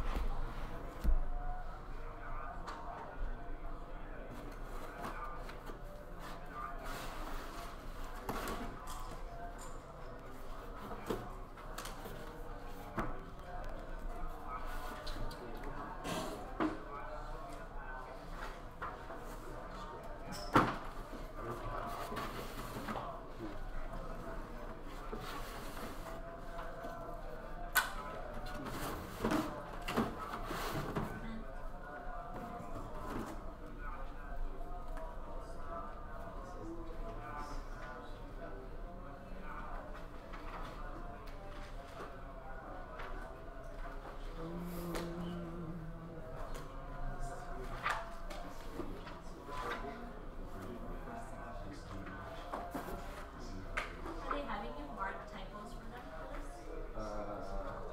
If I find it. Is there someone to look at this? You found something? Well, I don't know if they intended to not put all the harakat, or if they accidentally left them out. But then, like, if it's supposed to be the thing, like, why would they just put them? So it seems like it's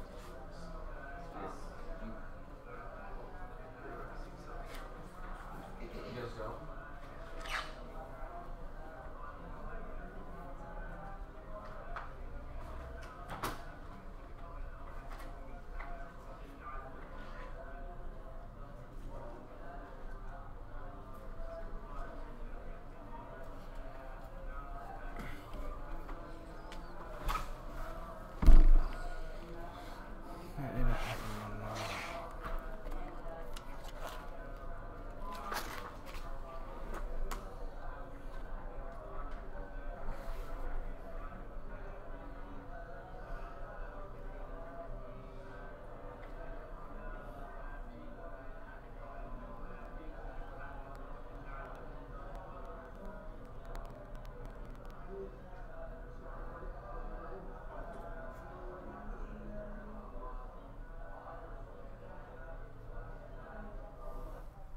Fatima, are you talking about on this first word list or somewhere else? the first word, just the word idol is like sunamun, and then it says asnamu.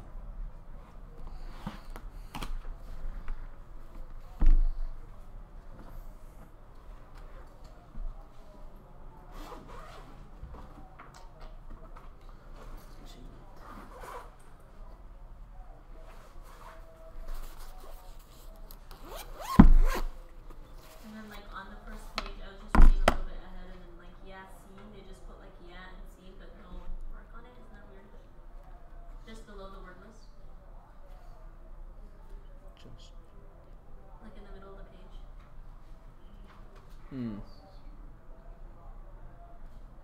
Like no vowel signs on it.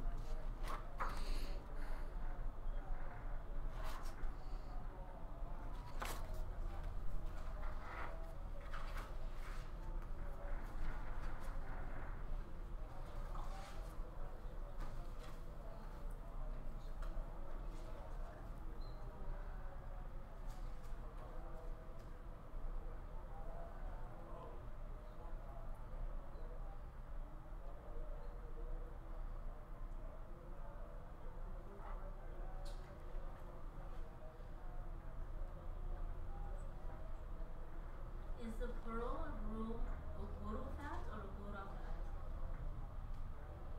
Is the plural of Room. غرفات غرفة غرفات Ghurufat, not ghurafat? غرفات غرفات. So what is ghurafat? Yeah, it's not غرفات. I believe it's غرفات.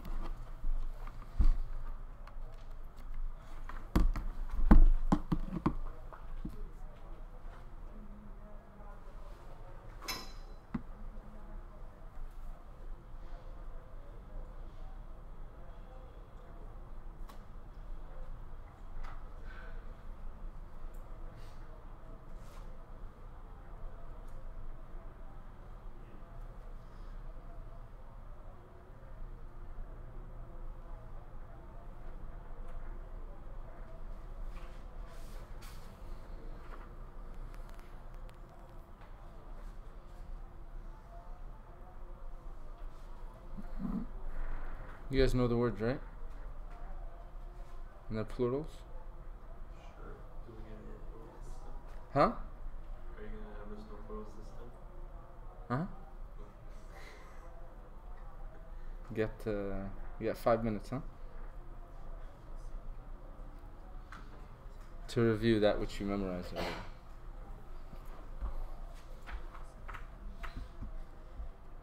Is that sufficient? You good, Hassan? Ready? 7 minutes is the sunnah.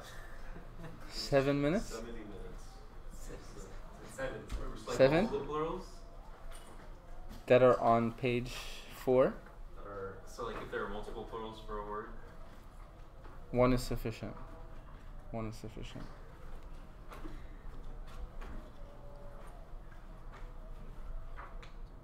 Where is...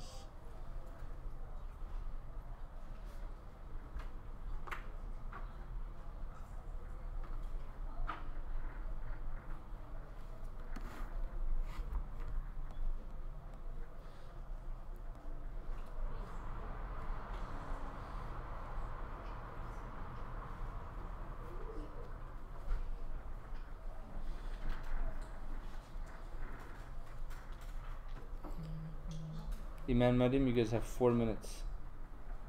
Just 7? Huh? Just 7.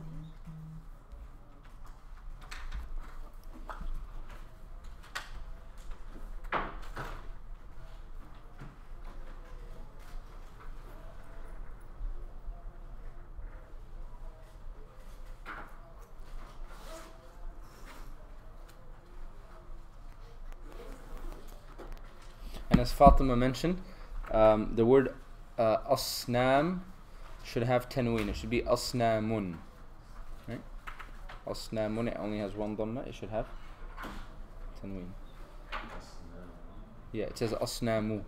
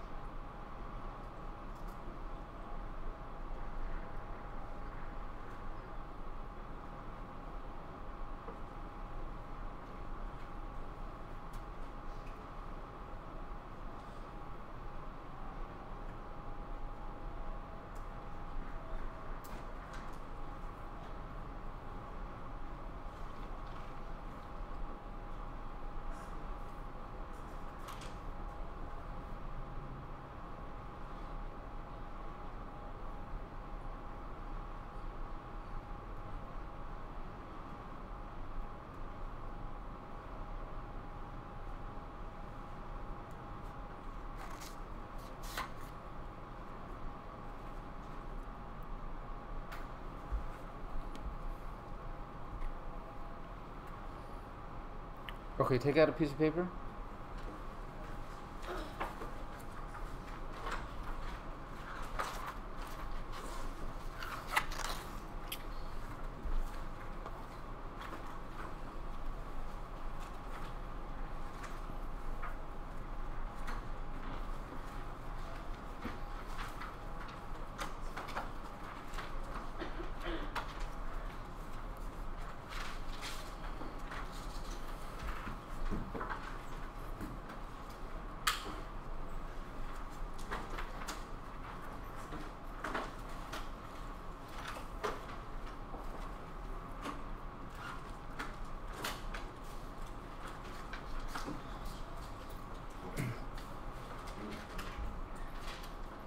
Okay.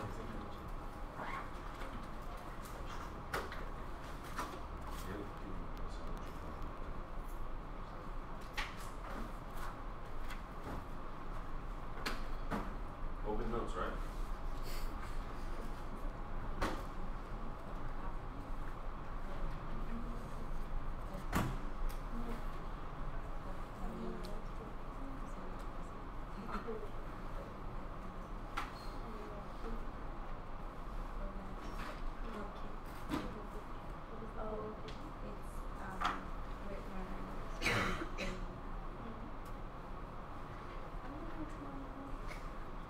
First word,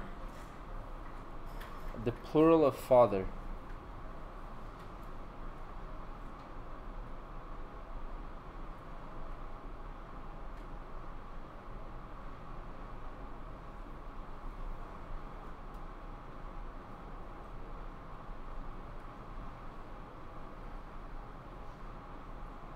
Second word, the plural of houses, house.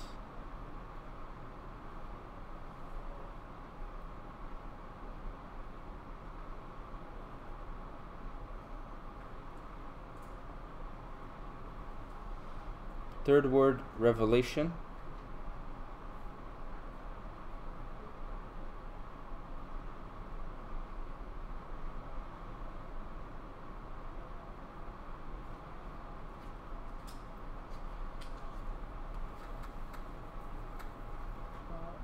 Fourth word, the plural of face.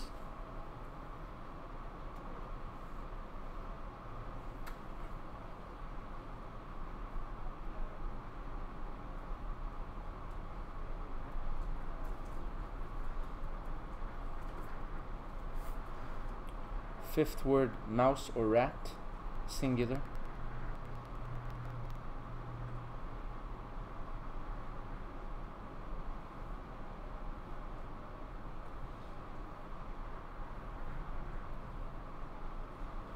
Sixth word, the plural of spouse or pair.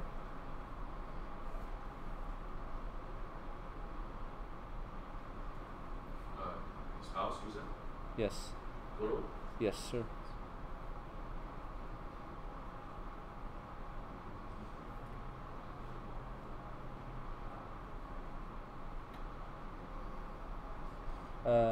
Next word, descendants or offspring.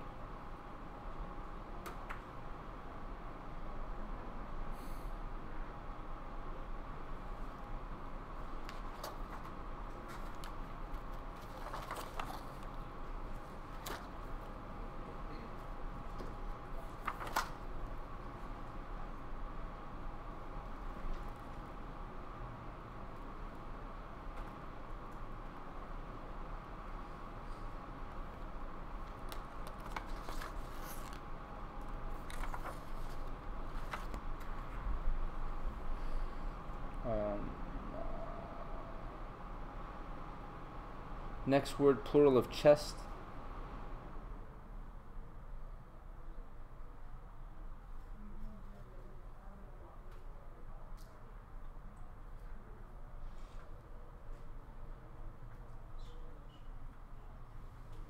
Following word, fly or insect.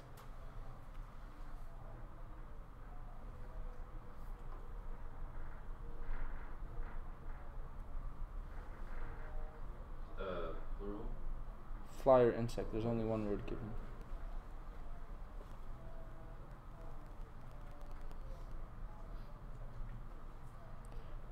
Next word is plural of messenger.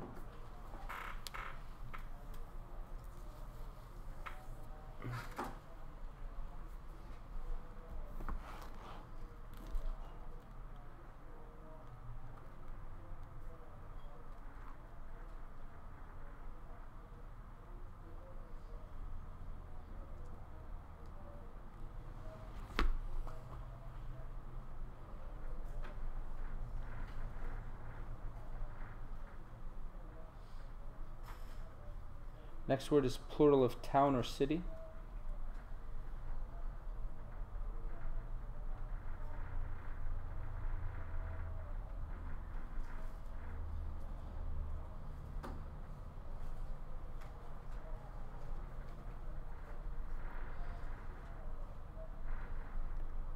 After that is the plural of brother.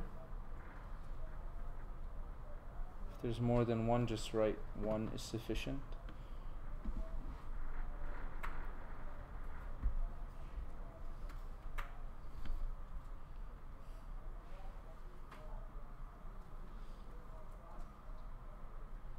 Next word, plural of paper or leaf.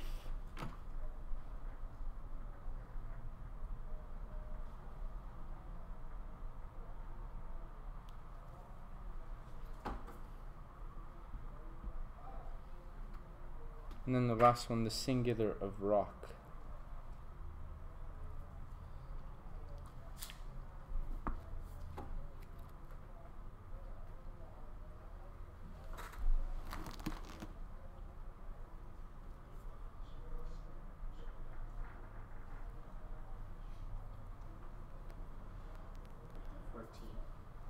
Hmm? Are there 14 words?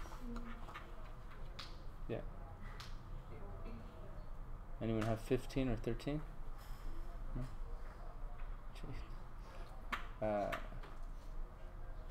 Done? Everyone done writing? Yeah. What was 11? You guys were writing the Arabic, right? What was it? 11? Plural of town. Plural of town. What was it? Town. What was it? What was 8? Plural of Chester. Oh wait, no, I thought 9 was plural of town.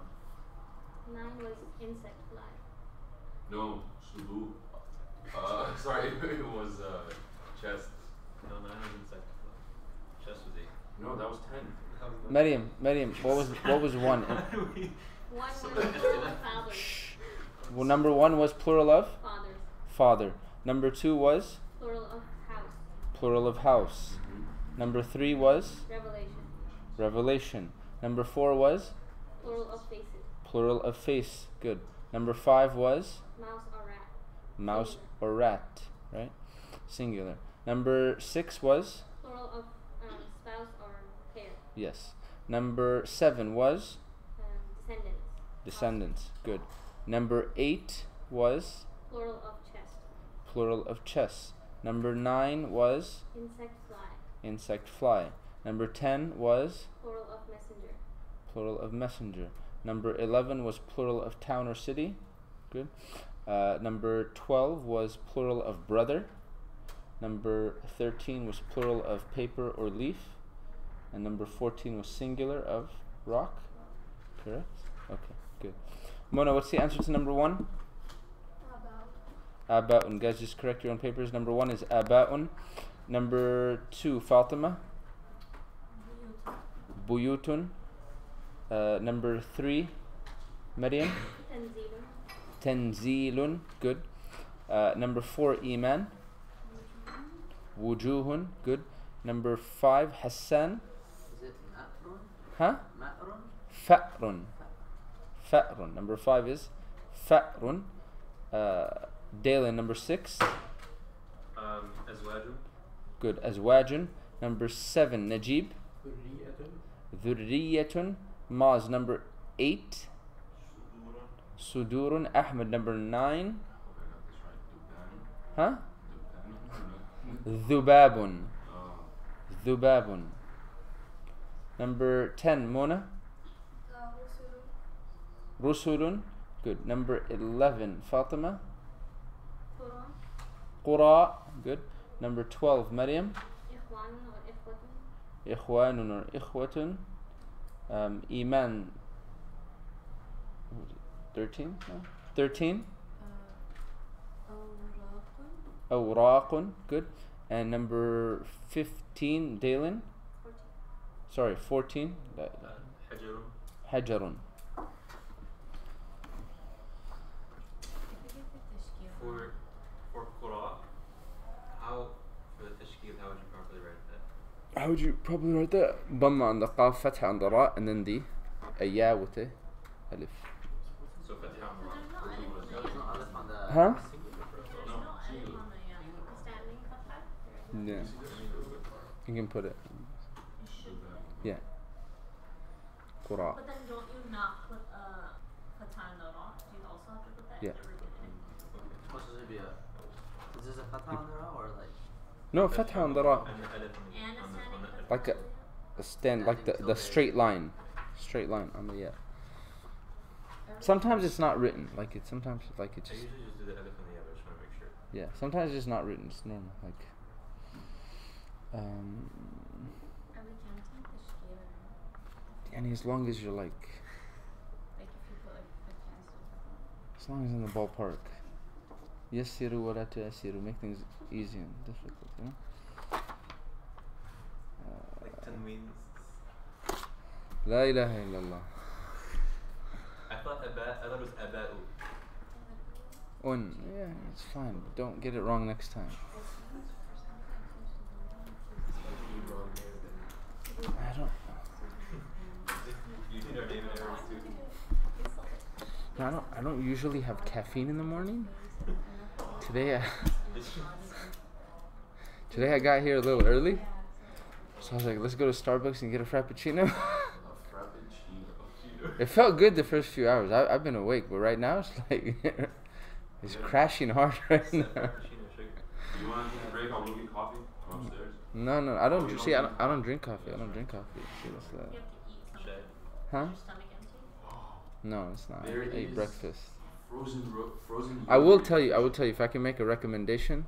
If I can make a recommendation, the cookie crumble frappuccino. The crashes are. I don't think there's any coffee in that. Huh? This room is also darker than that room. No, it's not the room. It's me. Like it's it's definitely me. Because first period I was awake. I was widely awake. I was like awkwardly awake in the first period. But now, like right now, I'm feeling it. Like There is ice cream in the kitchen. Like there's an ice cream. please. She just said I just Oh. consumed Mango or the cookies in the 2,000 calories. You just get like coffee. Huh? I don't. Yeah, No, I don't do that. But like if you go to Starbucks, like Is it really 2,000 calories? What size did you get? The middle size. The middle size, you probably have like over like 1,000 dish. Wait. How much? Like 1,000? 30,000? No. Oh wow. is that what I'm hearing? I think you need death, bro. Like, I don't. You just like literally start Actually bad right now, man. Your arm stacks.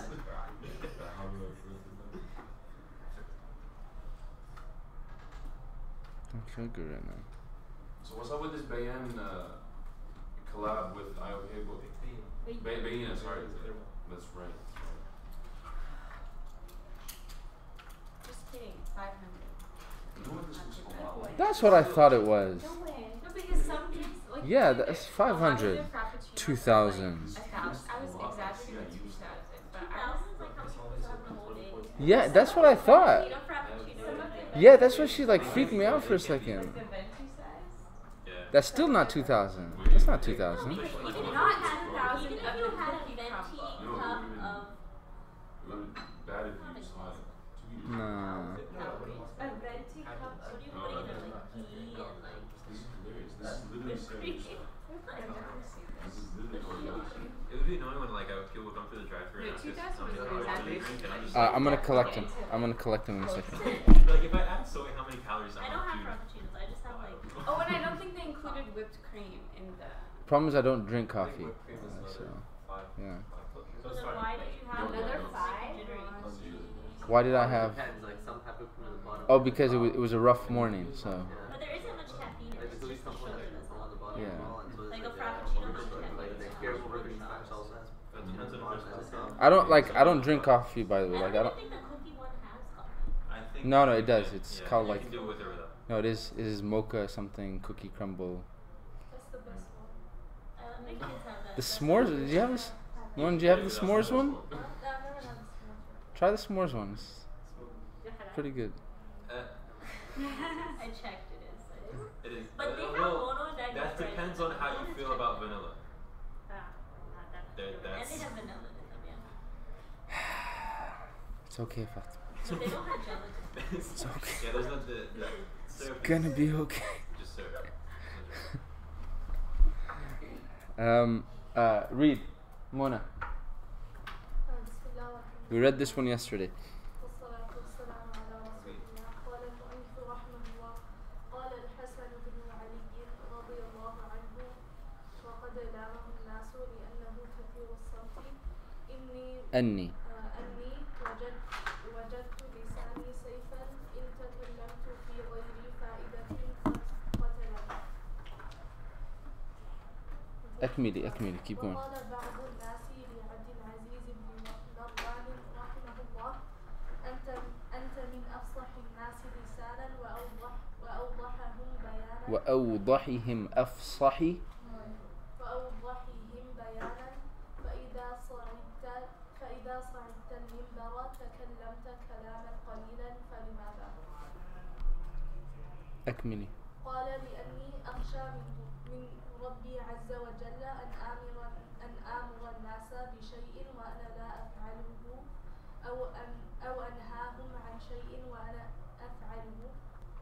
وقد طلب أحد الحكام في الزمن القديم من خادمه أن يشتري له أحسن ما في الشاة ليعده طعاما لضيوفه الذين دعاهم للغداء معه. وكان الخادم ذكيا مشهورا بالحكمة مريم اقرأي. ولما سأله حاكم نعم فاعل. عن سبب ذلك قال لأن اللسان مفتاح الحكمة ومفتاح العلم، فقال له أريدك إذن أن تشتري لي أسوأ ما في الشاة وأقبحه، فاشترى له لسانا أيضا.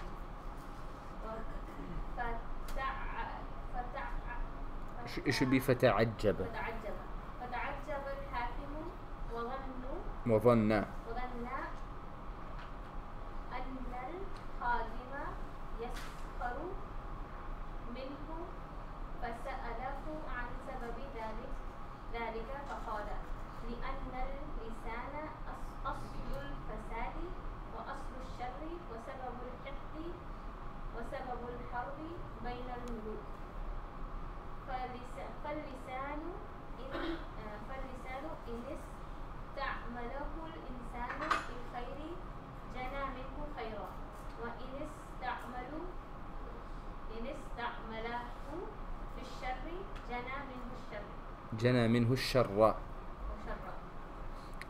أحمد اقرأ. Can you zoom in a little? بسم الله والحمد لله والصلاة والسلام على رسول الله. قال المؤلف رحمه الله: قال الحسن بن علي رضي الله عنه: وقد لامه الناس لأنه كثير الصمت.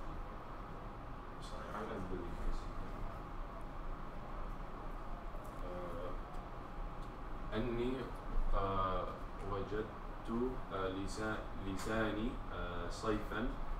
سيفا بالسين إن تكلمت في غير فائدة قتلني.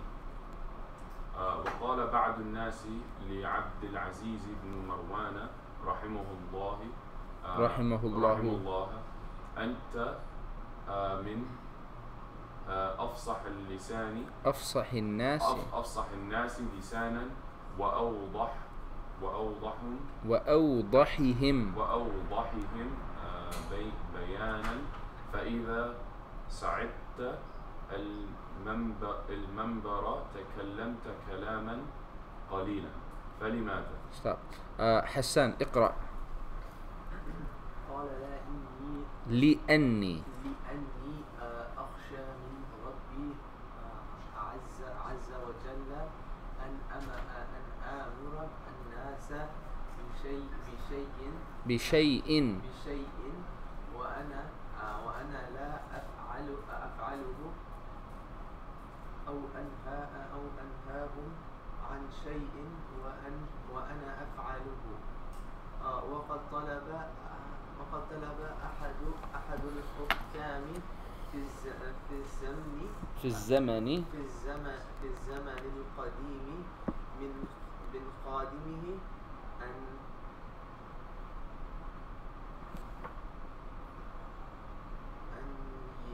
أن يشتري له أحسن ما في الشاة ليعده طعاما لضيوفه الذين دعاهم للغداء معه، وكان الخادم ذكيا مشهورا بالحكمة فاشترى لهم لسانا. ولما سأله الحاكم عن سبب ذلك قال لأن اللسان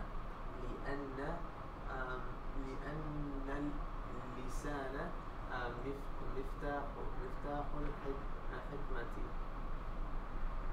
ومفتاح العلم فقال الله فقال له, there should be no shadda on that له. فقال له أريدك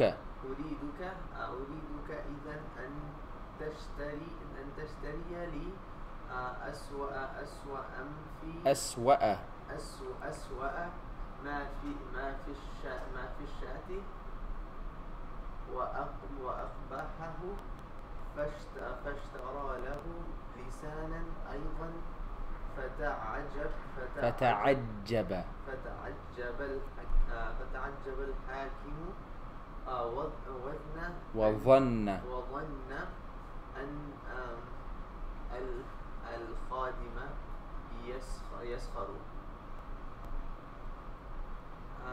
يسخر منه فسأله عن سبب ذلك فقال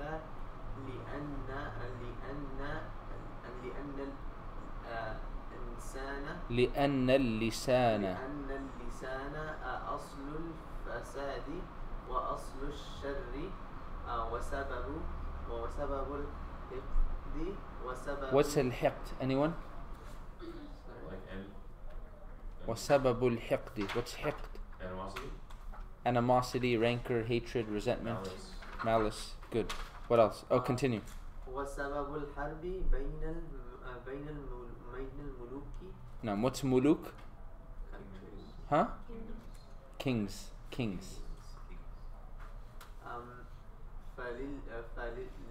فاللسان إن استعمله الإنسان في الخير جنى منه الخير وإن استعمله في الشر جنى منه الشر. It's a wrong type. How much of it do you guys remember? Not the reading, the meaning part. Huh? Maybe like half? Miriam? 80%? Quick question. How far have you gotten? Chapter 17. Page. 51. 60. Huh? 50 or 51. 52 maybe. We finished Ja'at Ikhwatu Yusuf.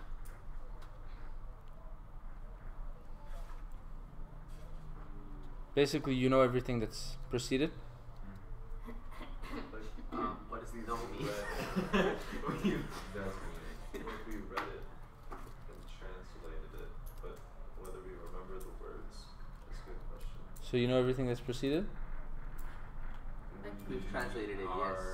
We have been exposed to Yes. everything which has preceded. Sometimes being exposed to things is not good. I know. Exactly. Being exposed to many things. Option to either read from this or this. No, you're not being given the option. We don't do options. It's a bit easier. We do requests. We don't do options. Good. Is it safe to say without I'm not shaming anyone. Is it safe to say that you guys, because of your different obligations in life, you guys don't get a chance to review this? Yeah. Yeah? Is that safe to say? That's why you said you've been exposed to it but not read it?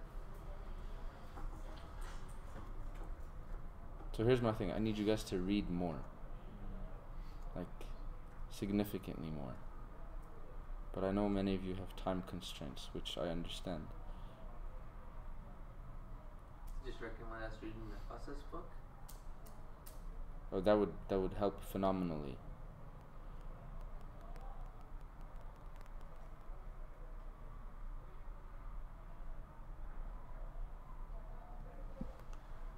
Open Qasas al-Nabiyyin.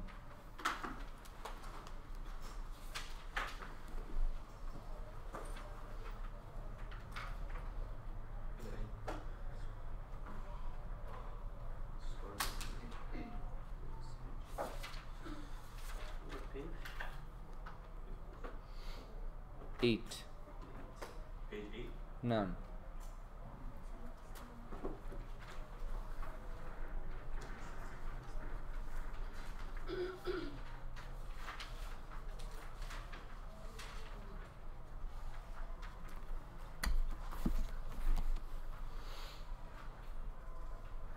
Everyone's open to page 8?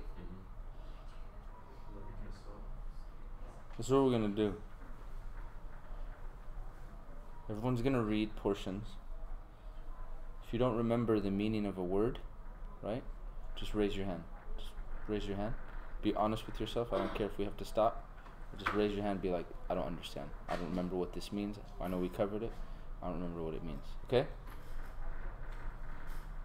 Like, don't be shy. Clear? So, like, some of us have translated already. Yeah, and some of you don't have. Like, some of you might have been absent on certain days. People that translated don't know the words, so then is that fine? Like, you're reading it. If you see the translation, you see it, you don't need to raise your hand. Okay. You get what I'm saying? Yeah. But like, if you don't get what the, you might have the word, but you don't get what the sentence means put together. Does that make sense? Yeah. If you have the translation, you look at it, you don't need to raise your hand. Go, Najib, اقرأ. بسم الله الحمد لله والصلاة والسلام على رسول الله.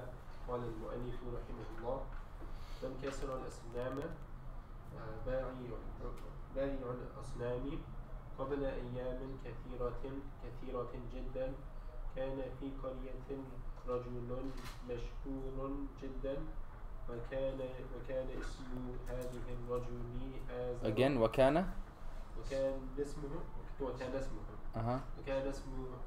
الرجل آزر وكان آزر يبيع الأصنام وكان في هذه القرية بيت كبير جدا وكان في هذا البيت أصنام كثيرة جدا وكان الناس يسجدون لهذه الأصنام وكان آزر يسجد لهذه الأصنام وكان آزر يعبد هذه الأصنام.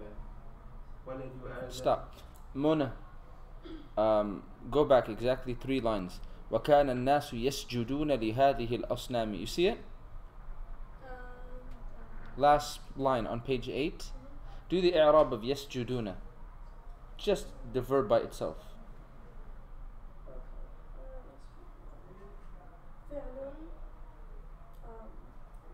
مضارع مرفوع بالنون مرفوع. Say it, Maryam. بثبوت النون. By the affirmation or the presence of the noon. Why, Mona?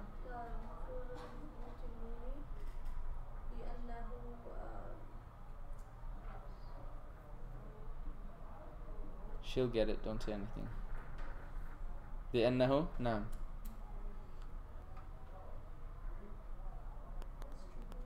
Dalen?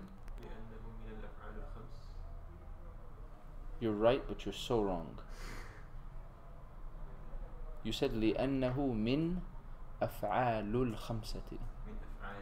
Yeah, don't ever say that again.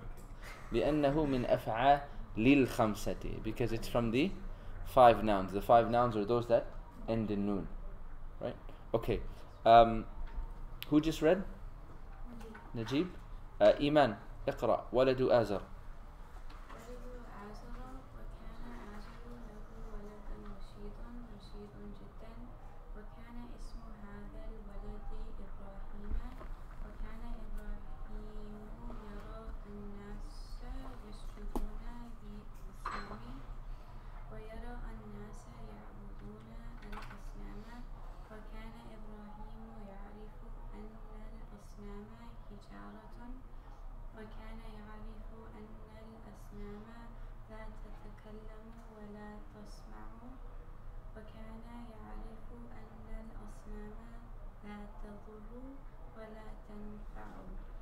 Maz, what does لا تضر ولا تنفع mean? Sorry, where are we? Hassan, what does لا تضر ولا تنفع mean? They don't harm and don't benefit. Good. Continue reading, Iman. وكان Stop. Ahmed. Yes. وكان يرى أن الذبابة. You got that word memorized now? Yeah, the baba, yeah. Okay. Continue, Iman. يجلس على الأصنام فلا تدفعوا وكان يرى أن الذباب يجلس على الأصنام فلا تدفع. نجيب فلا تدفع. They don't repel it or prevent it. Good, they don't repel it. Good. دفع يدفع can mean a number of things. Do you know the meanings? Okay. To pay. Good. What else? Push. To push. Sometimes in the Arab world we said at the door, you'll see idfa means push. Right? Literally, I'm not just just like you see here, push. See, it'll say idfa, right? So it can mean push, pay, and it can also mean to repel something. Even to respond? Huh? To respond? Dafa'a. Itfa. Is it not getting that right? Yeah, sure, to respond. Yeah. To repel. Over here it's to repel. Idfa' billati hiya ahsan. Also, that even in that Yeah, context, it's repel. Repel. To repel it. Does it mean like physically, verbally, all of them encompasses repelling? Yes. No. So like in this case it means physically repelling. In that case it means the ayah it means verbally. Idfa' billah. Continue, Iman. وكان يرى الفأر يأكل طعام الأصنام فلا تمنعه. Okay, so we remember the word fa'r, right? Continue. وكان إبراهيم يقول في نفسه لماذا يسجد الناس للأصنام. Okay, stop. Maryam, on that page that Iman read, the first line, وَكَانَ آزَرُ لَهُ وَلَدٌ رَشِيدٌ. Please do the i'rab from the beginning of kana. No, from the beginning of kana. Kana, حرف توكيد. Absolutely not. No, kana is فعل ناقص. فعل ماض ناقص. مبني Sorry. مبني على فتحة. مبني على الفتحة. Good. Everyone following? فعل ماض. It's a past tense verb. ناقص. Mona, why is it ناقص? It's not this because kana. What's ناقص mean? Not this incomplete because. Incomplete, deficient, right? Because لا يكتفي باسم. Like if you just have the kana and the ism, you don't get anything. If we just stop, we said kana azaru, can't. You need a maf'ul bihi, right? Sorry, you need a khabar, right? Okay, go ahead. Maryam, continue. آزر. نعم. اسم كان. نعم. مرفوع بالضمة. نعم. اسم كان مرفوع بالضمة. Continue. له. نعم. لا حرف جر. نعم. ها ضمير متصل مبني على ضمة في محل جر. Good. ولد.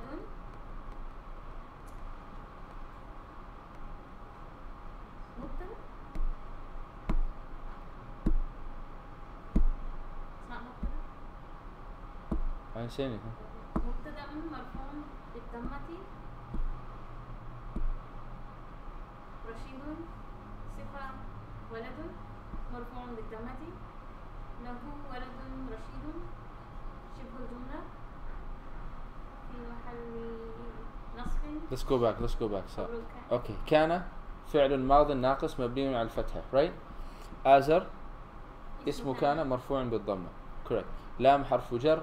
هاء ضمير متصل مبني على الضمة في محل جر. Okay. له is له is شبه الجملة.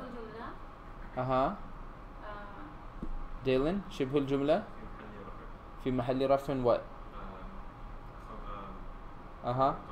خبر مقدم. Good. And then go ahead, Maryam, continue. ولد. مبتدأ مرفوع. مبتدأ مؤخر. مرفوع بالضمة. Good. رشيد. صفة لولد. ولد. مرفوع بالضمة. And then last thing. له ولد رشيد جملة جملة اسمية. جملة اسمية في محل نصب خبر كان. Mona, read the next page. نصيحة إبراهيم. ونصيحة إبراهيم وكان إبراهيم يقول لوالده يا أبي لماذا تعبد هذه الأصنام ويا أبي لماذا تسجد هذه الأصنام ويا أبي لماذا تسأل هذه الأصنام إن هذه الأصنام لا تتكلم ولا تسمع وإن هذه الأصنام لا تضر ولا تنفع ولأي شيء تطعم لها الطعام والشراب وإن هذه الأصنام يا أبي لا تأكل ولا تشرب وكان آزر يغضب ولا يفهم وكان إبراهيم ينصح لقومه وكان الناس يغضبون ولا يفهمون. إيمان وكان إبراهيم ينصح لقومه. What's ينصح mean? Yeah, إيمان. What does ينصح mean?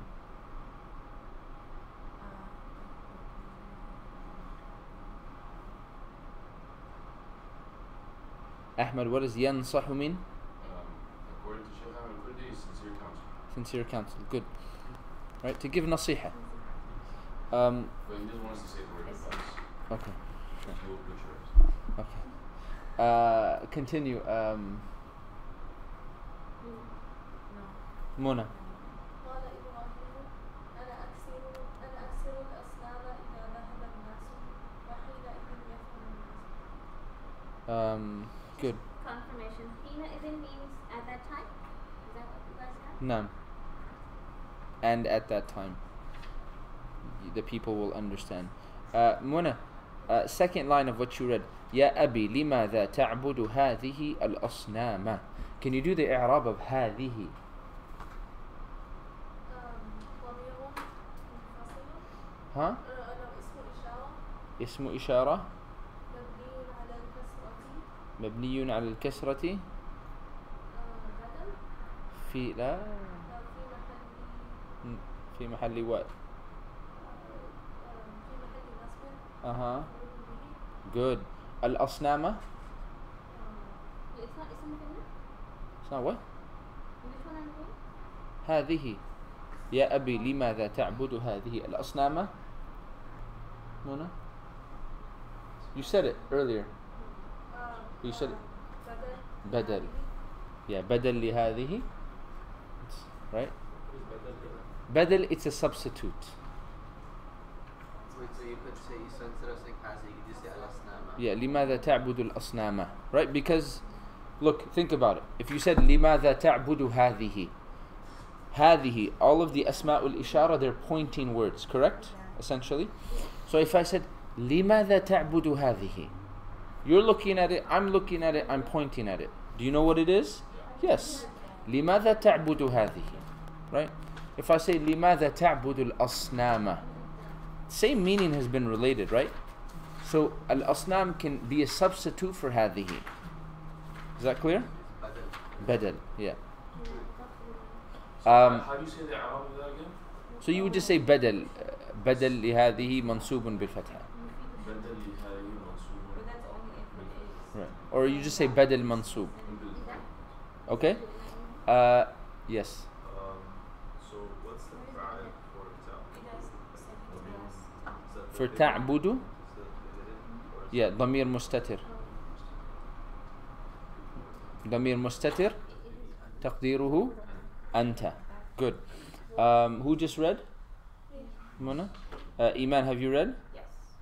You did? Hassan, have you read? No. Read. إبراهيم يكسر الأصنام وجاء يوم عيد. وجاء again. وجاء يوم عيد. يا حسان. يوم عيد. Does it say عيد? Sorry. Huh? عيد. عيد. Why is it عيد? Because why is it Eid? Is it because of the what? No, why is it عيد? It's مضاف إليه.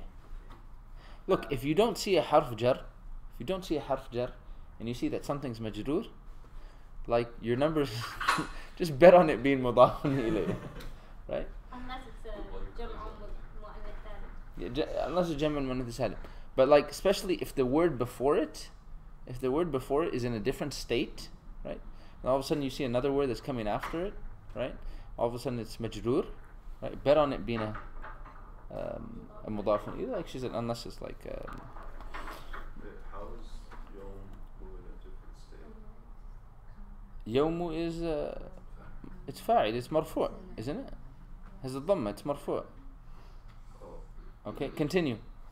فرح الناس ففرح الناس فرح الناس وخرج الناس للعيد للعيد وخرج الأطفال وخرج والد إبراهيم وقال لإبراهيم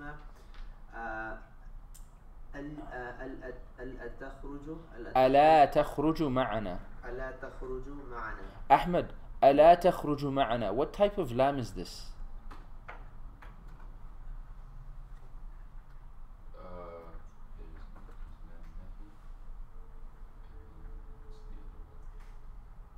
Najib, what type of lam is this?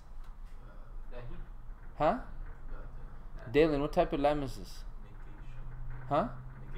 Is that what they're saying? Prohibition? No, it's not prohibition. It's not prohibition. That's prohibition. Oh, the other one. Maz, what type of lam is this? No. Iman. Maryam. It's It's nafia. nafiya. It's negation. Yeah, nafiya. ألا تخرج معنا. Will you not go out with us? He's not prohibited. He's asking, right? And also it's takhruju, right? Yeah, and it's takhruju, right? So, and we said nafiya does not affect the verb. Lam and nafiya and lam and nahiya. ألا تخرج معنا. Continue, Ahmed. Sorry, whoever was reading. Hassan. قال إبراهيم أنا سقيم. Maz, what does saqimun mean? Give me 1 second. Iman, what does saqimun mean? Are sick. Huh? Yeah. أنا سقيم. I am sick. Continue. وذهب الناس وبقي إبراهيم في البيت وجاء إبراهيم إلى الأصنام إلى الأصنام. أصنامي. You do istighfar after class ends, huh? Yeah, we just went through Ramadan, expiated everything, and then just ruined it right now. Go ahead. وقال للأصنام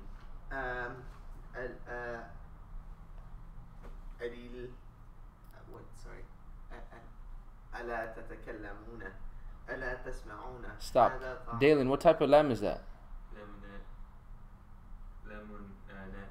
Lamun nafiya. Good.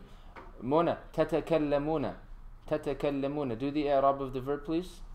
تتكلمون فعل مضارع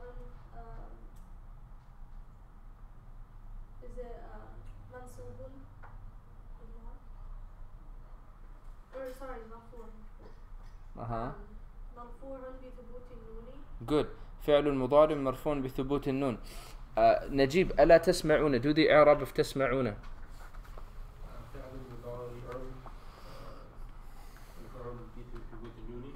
Good. Perfect. Maryam, تتكلمون. What's the ماضي? Huh? كلم. The مضارع would be يكلم. تكلم. The مضارع is تكلم. The ماضي is the ماضي is. Did I ask you the ماضي? Yeah. What did I ask you? The ماضي. The ماضي is تكلم. The مضارع is يتكلم, or in this case تتكلمون. تسمعون. Najib, what's the ماضي? Huh? Dalen, what is it? سمع. Good. The ماضي is سمع. Continue reading. هذا طعام وشراب إلى ألا تأكلون ألا تشربون وسكتت الأصنام لأنها حجارة لا تنطق. قال إبراهيم ما لكم لا تنطقون وسكتت الأصنام. وسكتت الأصنام وما نطقت حينئذ غضب إبراهيم وأخذ الفأس وضرب إبراهيم الأصنام بالفأس وكسر الأصنام وكسر الأصنام وترك إبراهيم الصنم الأكبر وعلق الفأس في عنقه. Turn back, everyone turn back to 11.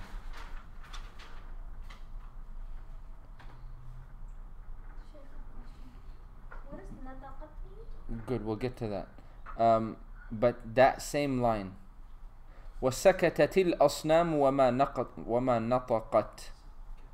Dalen was وَسَكَتَتِ الْأَصْنَامُ mean? Najib was وَسَكَتَتِ الْأَصْنَامُ. The idols were silent. وَمَا نَطَقَتْ. And Mona, they didn't? Speak. They didn't speak, they didn't utter anything. Okay? Dalen, وَسَكَتَتِ الْأَصْنَامُ. What's the madi? Without any additions? Sakata. That second ta, what's it called? وَسَكَتَتْ. That ta that's there.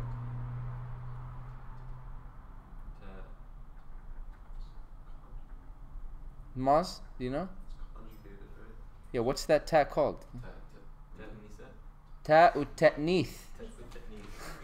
Ta'nitha. Who's ta'nitha? Ta'nith. Ta'nith. Ta'u ta'nith. You have to write that in the I'rab. Huh? Like that's something you write in the I'rab. Yeah, you would mention the ta'u ta'nith. What's the ta'u ta'nith? It's the ta that's showing that the verb is being used as feminine. Why is the verb being used as feminine, Dalen? Because it's plural inanimate object. Asnam, right? Okay, good. Also, Iman, 2 lines before it. وَسَكَتَتِ الْأَصْنَامُ لِأَنَّهَا حِجَارَةٌ. Anna is called what again? Good. Where's the ism of Anna?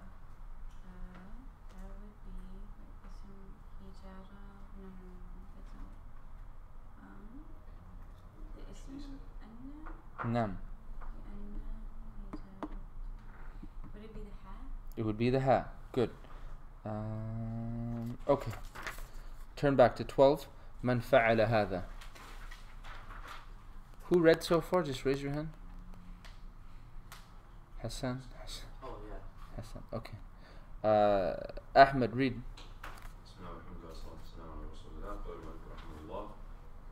من فعل هذا ورجع الناس ودخلوا في بيت الأصنام وأراد الناس أن يسجدوا للأصنام لأنه يوم عيد ولكن تعجب الناس ودهشوا وتأسف. Stop. ولكن تعجب الناس ودهشوا. لكن. What's it similar to?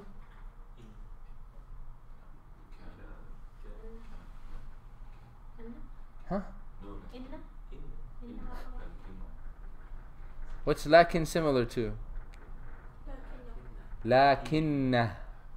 Lakinna. What's the difference, Mona? Like grammatically.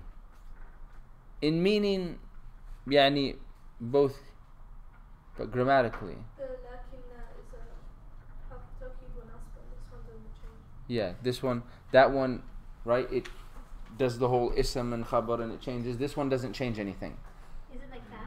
Huh? Is it like kana? No, it's not like kana. And what is it called? What? Lakin is harfu istidrakin. Lakin is called harfu istidrakin. That's not lakinna? It's harfu istidrakin wa nasbin. Is it a sister of inna? No, it's not considered. Lakinna is a sister of inna. Yeah, lakinna. Lakinna is a sister of inna. Continue reading. وتأسف الناس وغضبوا قالوا من فعل هذا بآلهتنا قالوا سمعنا فتى يذكرهم يقال له إبراهيم قالوا أأنت فعلت هذا بآلهتنا يا إبراهيم قال بل فعله كبيرهم هذا فاسألوهم إن كانوا ينطقون وكان الناس يعرفون أن الأصنام حجارة وكانوا يعرفون أن الحجارة لا تسمع ولا تنطق وكانوا يعرفون أن الصنم الأكبر أيضا حجر وأن الصنم الأكبر لا يقدر أن يمشي ويتحرك وأن الصنم الأكبر لا يقدر أن يكسر الأصنام فقالوا لإبراهيم أنت تعلم أن الأصنام لا تنطق قال إبراهيم فكيف تعبدون الأصنام وإنها لا تضر ولا تنفع وكيف تسألون الأصنام وإنها لا تنطق ولا تسمع ألا تفهمون شيئا أفلا تعقلون وسكت الناس وخجلوا. Maryam, what does khajila mean? Ashamed. Huh? Ashamed. Ashamed, embarrassed. Good. Oh man, there's so many things in here I want to ask you guys. Okay, so from where Ahmed read, Man fa'ala hadha, number 5. Okay? Mona. قالوا سمعنا. So they say in the line before, قالوا من فعل هذا بآلهتنا. Who did this to our gods? قالوا سمعنا فتى يذكرهم يقال له إبراهيم. Translate that. They said we heard about a young man. We heard a young man mentioning them. He's called Ibrahim. He's called Ibrahim. Good. We heard a young man mention them. He is called Ibrahim. يقال. يقال, Mona. What's the verb? What's going on with yuqalu? Is it passive? It's passive. Good. It's passive. What's the active? Huh? Good. So the active is yaqulu. Yuqalu is passive. What's the madi of yaqulu? Huh? Of yaqulu. The madi of yaqulu is qala. And what's the passive of qala? You just said it. Qila. Right? Okay. Few lines down. قال بل فعله كبيرهم. This is Ibrahim's response. Rather, the big one did it. Right? هذا, this one. فاسألوهم إن كانوا ينطقون. فاسألوهم. فاسألوهم. Ahmed, what type of verb is that? Naam. That one is it's a fi'l amr. It's a fi'l amr. Good, good. Where's the fa'il?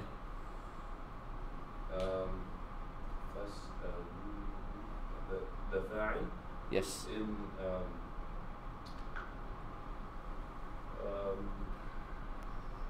is it in the waw? The fa'il is the waw. Good. Where's the maf'ulun bihi? Huh? Good. Hum. إن كانوا ينطقون. مريم. كانوا ينطقون. Do the i'rab. كانوا فعل ماض ناقص. Uh-huh.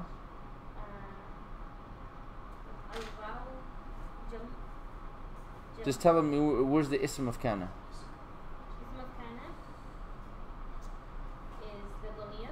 Is the waw. The waw. Good. Okay, keep going. ينطقون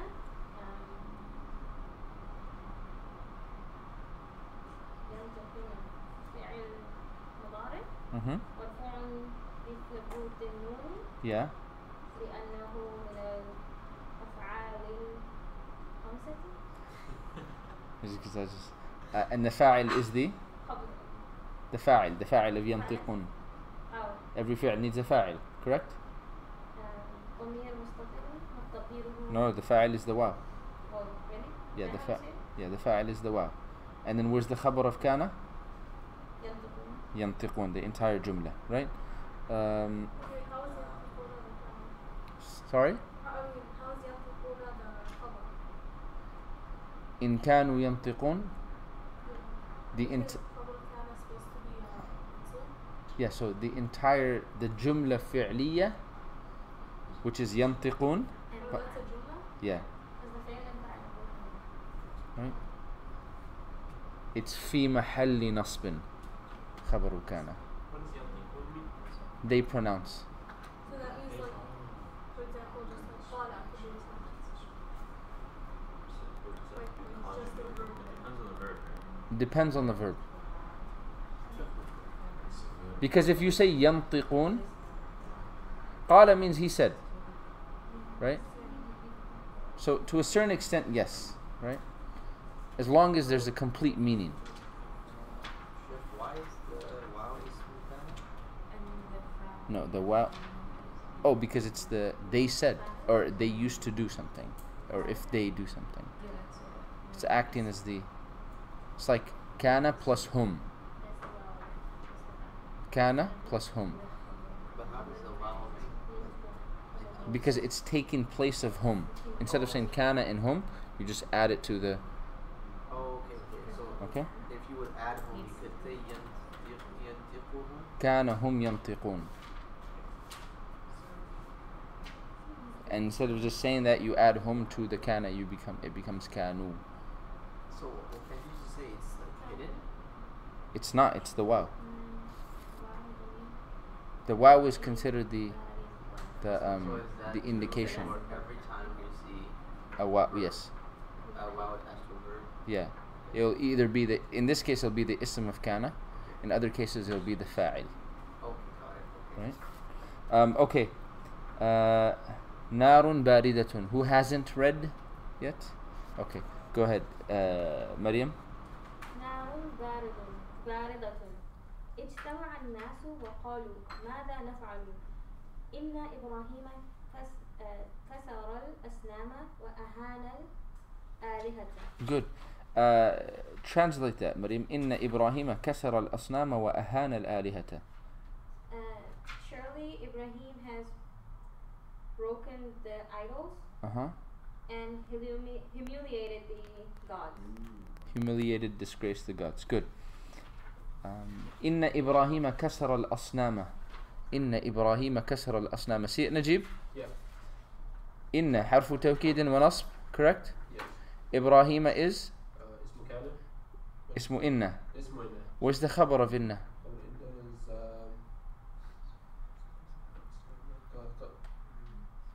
كسر الأسنان. Good. The verbal sentence. Kasara al-asnama. Continue, Maryam. وسأل الناس ما عقاب إبراهيم ما جزاء إبراهيم كان الجواب حرقوه وانصروا آلهتكم. What type of verb is حرقوه, Maryam? جملة فعلية. What type of verb? Verb حرقوا أمر. No. What's the madi? حريق Uh, حرق Mona, what's the madi?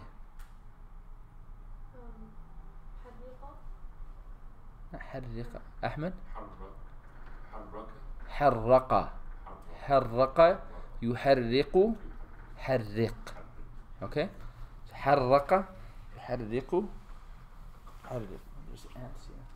حرق يحرق حرق.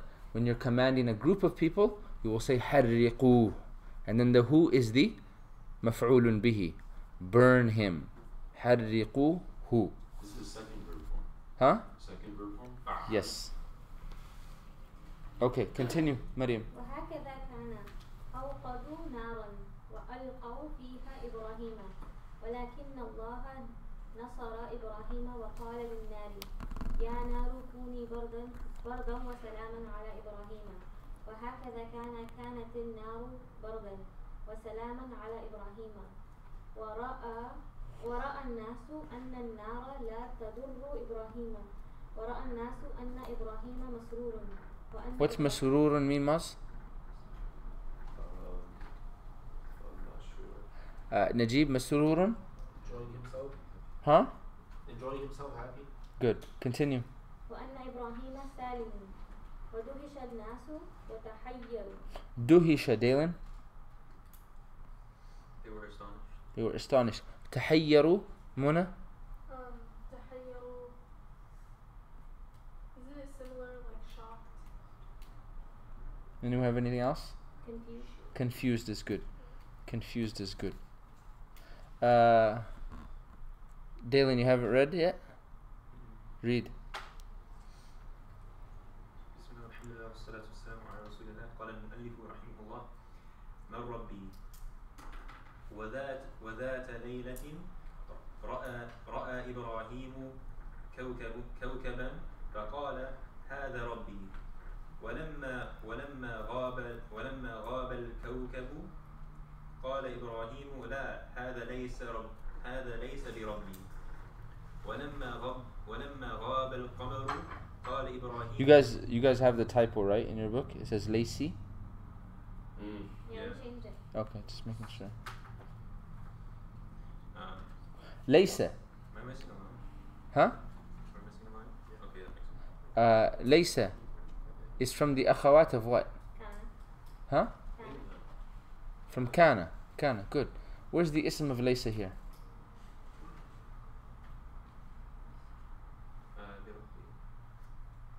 The ism of Laysa. ضمير مستتر Damir mustatir. تقديره هو. تقديره هو. Right? And then bi rabbi, B is harfu jar. Let's break down bi rabbi, Dalen. حرف جر. B is harfu jar. Okay, Rabb. ربي اسم مجرور Bil. بالكسرة Good. وهو. وهو مضاف. Uh-huh. أنا يا ضمير مشتت. Help him out, Iman. Damir, what? No, it's not مستتر. It's منفصل. ضمير متصل. متصل مبني. مبني على السكون في في محل جر مضاف إليه. And then all of it, bi rabbi. شبه الجملة Uh-huh. في محل رفع نصب في محل نصب what? خبر of? خبر ليس. Yeah, good. في محل نصب, it's positionally mansub because it's the خبر of laysa. Continue reading. ورأى إبراهيم القمر فقال Weren't you at ولما غاب القمر? We're missing a line. It's missing and I wrote it. Oh, okay, okay. فقال هذا ربي ولما غاب القمر قال إبراهيم لا هذا ليس بربي. So now when you see هذا ليس بربي, you immediately recognize ليس is sister of kana. There's an ism there that's hidden, and then بربي is your khabar. Continue. وطلعت الشمس. That ta وطلعت الشمس Ahmed is called what again? تأنيث. Thank you. Continue. فقال إبراهيم هذا ربي هذا أكبر. Continue. ولما غابت الشمس في الليل قال إبراهيم لا هذا ليس بربي إن الله حي لا يموت إن الله باق لا يغيب إن الله قوي لا يغلبه شيء. شيء. Hassan, إن الله قوي لا يغلبه شيء. What does that mean? I don't know. Iman, what does that mean? Sorry, Najib, إن الله قوي لا يغلبه شيء. Strong, nothing overpowers him. Huh? Mighty, nothing overpowers him. Yeah, strong, nothing overpowers him, nothing can defeat him. Continue. What is Baqin? What is? The line before? What is baqin? Maryam? Ever remaining. ever remaining, everlasting. لا يغيب, never. Maryam? Huh? لا يغيب, Oh, not disappearing? not disappearing. Continue, Dalen. والكوكب ضعيف ضعيف. ضعيف يغلبه الصبح والقمر ضعيف يغلبه الشمس تغلبه. تغلبه الشمس والشمس ضعيفة يغلبها الليل ويغلبها الغيم. Good. I'll read the line in Arabic. You translate, Dalen. We'll go back a few lines. والكوكب ضعيف يغلبه الصبح. The stars are weak. The morning overpowers. نعم. والقمر ضعيف تغلبه الشمس. The moon is weak. The sun overpowers it. Good. Why in the line before it's يغلبه, in this line it's تغلبه?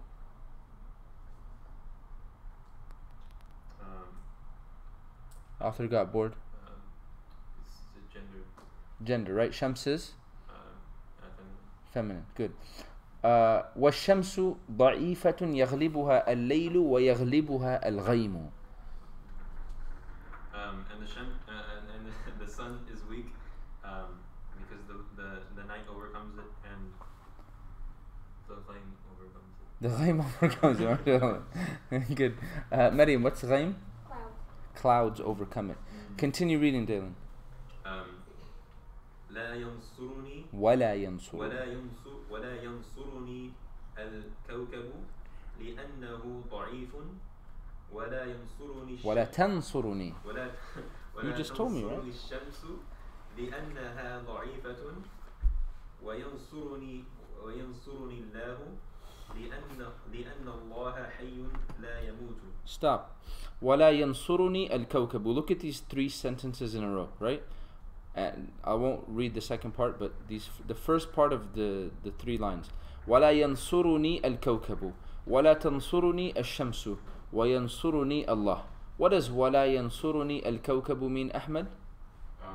The celestial bodies do not benefit me or help me. Help me. ولا تنصرني الشمس And the sun does not help me. وينصرني الله. And Allah helps me. Oh, good. ينصر. Huh? There's a line missing here.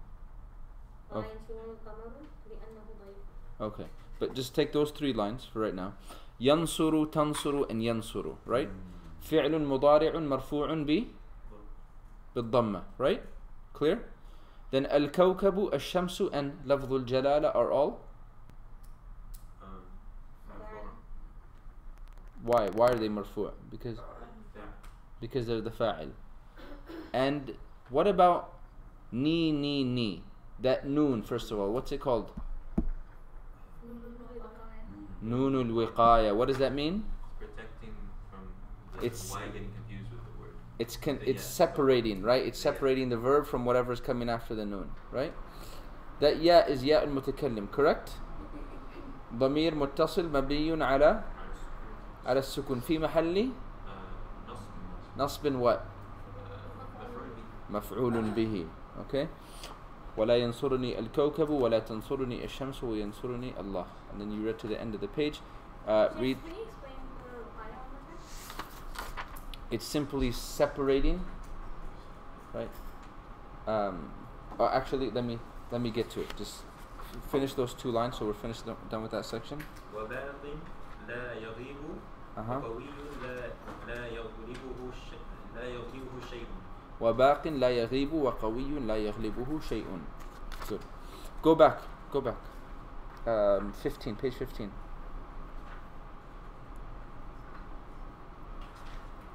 So the noon al-wiqaya is the noon of protection.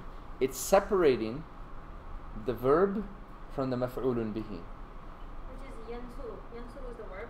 Yansuru is the verb, and the ya is the maf'ulun bihi. So we just add a noon there. Yes. Okay, so here's the issue. Why even cause separation? Let's look at وَلَا تَنْصُرُنِي. وَلَا تَنْصُرُنِي, right? Ahmed, if I wanted to tell you not to help Dalen, okay, what would I say? لا تنصروه. It's a command. So I would make the verb لا majzoom. تنصروه. Good. I would say لا تنصره. See if we can. I need you to see this.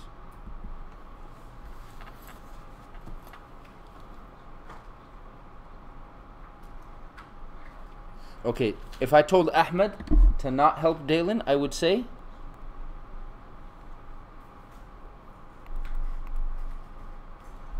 لا تنصره. Correct? Don't help him. Correct? Mona, if I told you don't help Maryam, don't help Maryam, what would I say? لا تنصريها. Good.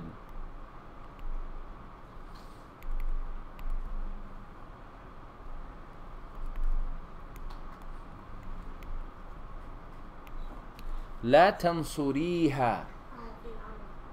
Don't, not فعل أمر, فعل مضارع. Oh, because it's Ina, right? Yeah. لا تنصريها. Don't help her. Correct? This is not Amr. It's a type of but it's فعل مضارع. Oh, It's فعل مضارع.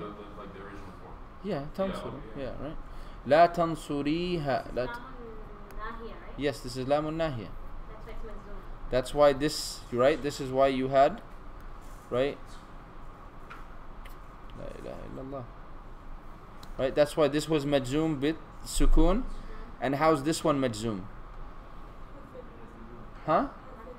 حذف النون. Good.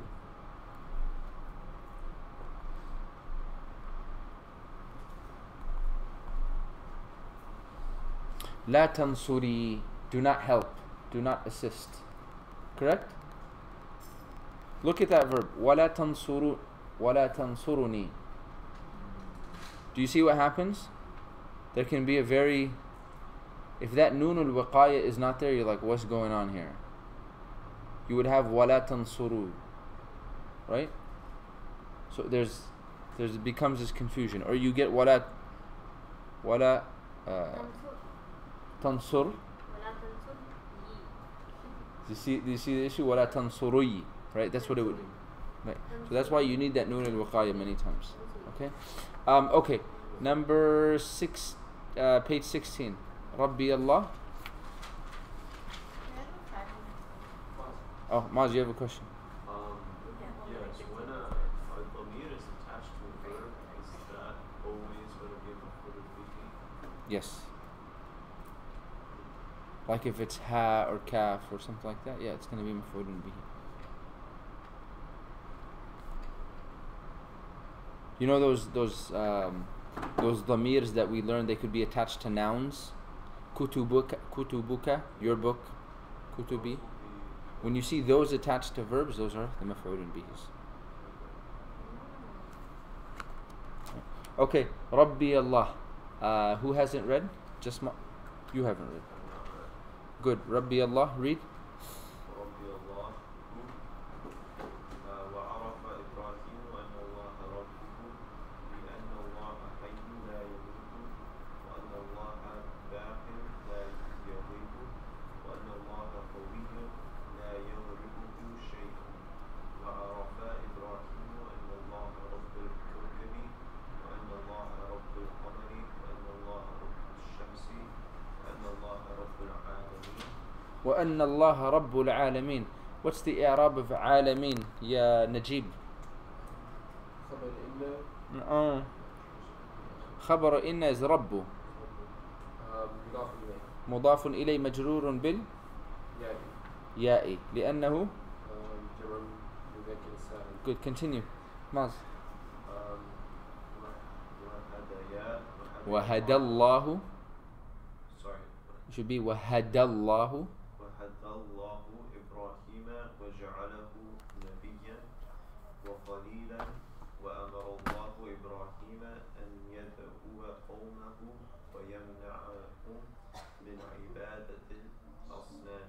No, good. Go back to the line. وهدى الله إبراهيم means what? Dalen? And Allah guided Ibrahim. Good. وَجَعَلَهُ نَبِيًّا وَخَلِيلًا. Hassan, وَجَعَلَهُ نَبِيًّا. He made him a messenger, A prophet. a prophet, وَخَلِيلًا. and a خَلِيلًا, Maryam? Intimate friend. Intimate friend. Good. وَجَعَلَهُ نَبِيًّا. Mona. The verb is جَعَلَ, correct? Where's the fa'il? ضمير مستتر تقديره هو. Good. What about who? مفعول به. What about نبيًا? تمييز. Oh, ثاني. Yeah. وجعله نبيًا. So who is مفعول به أول. نبيًا is مفعول به ثان. It's a second مفعول به. so if you see Certain verbs, not always, certain verbs require two maf'uls. So without one, it would make sense, right? Right? وَجَعَلَهُ, you're like, and even if you added the fa'il, you said وَجَعَلَهُ اللَّهُ, Allah made him, you're like, what? Right?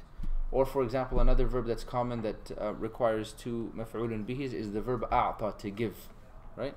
If I say أعطيت محمدا, I gave Muhammad, your immediate question is what? What? Right? Continue. دعوة إبراهيم. Mona, اقرأي. دعوة إبراهيم ودعا إبراهيم قومه إلى الله ومنعهم من عبادة الأصنام قال إبراهيم لقومه ما تعبدون قالوا نعبد أصناما قال إبراهيم هل يسمعونكم إذ تدعون أو ينفعونكم أو يضرون قالوا بل وجدنا آباءنا كذلك يفعلون. نجيب, هل يسمعونكم إذ تدعون? Translate.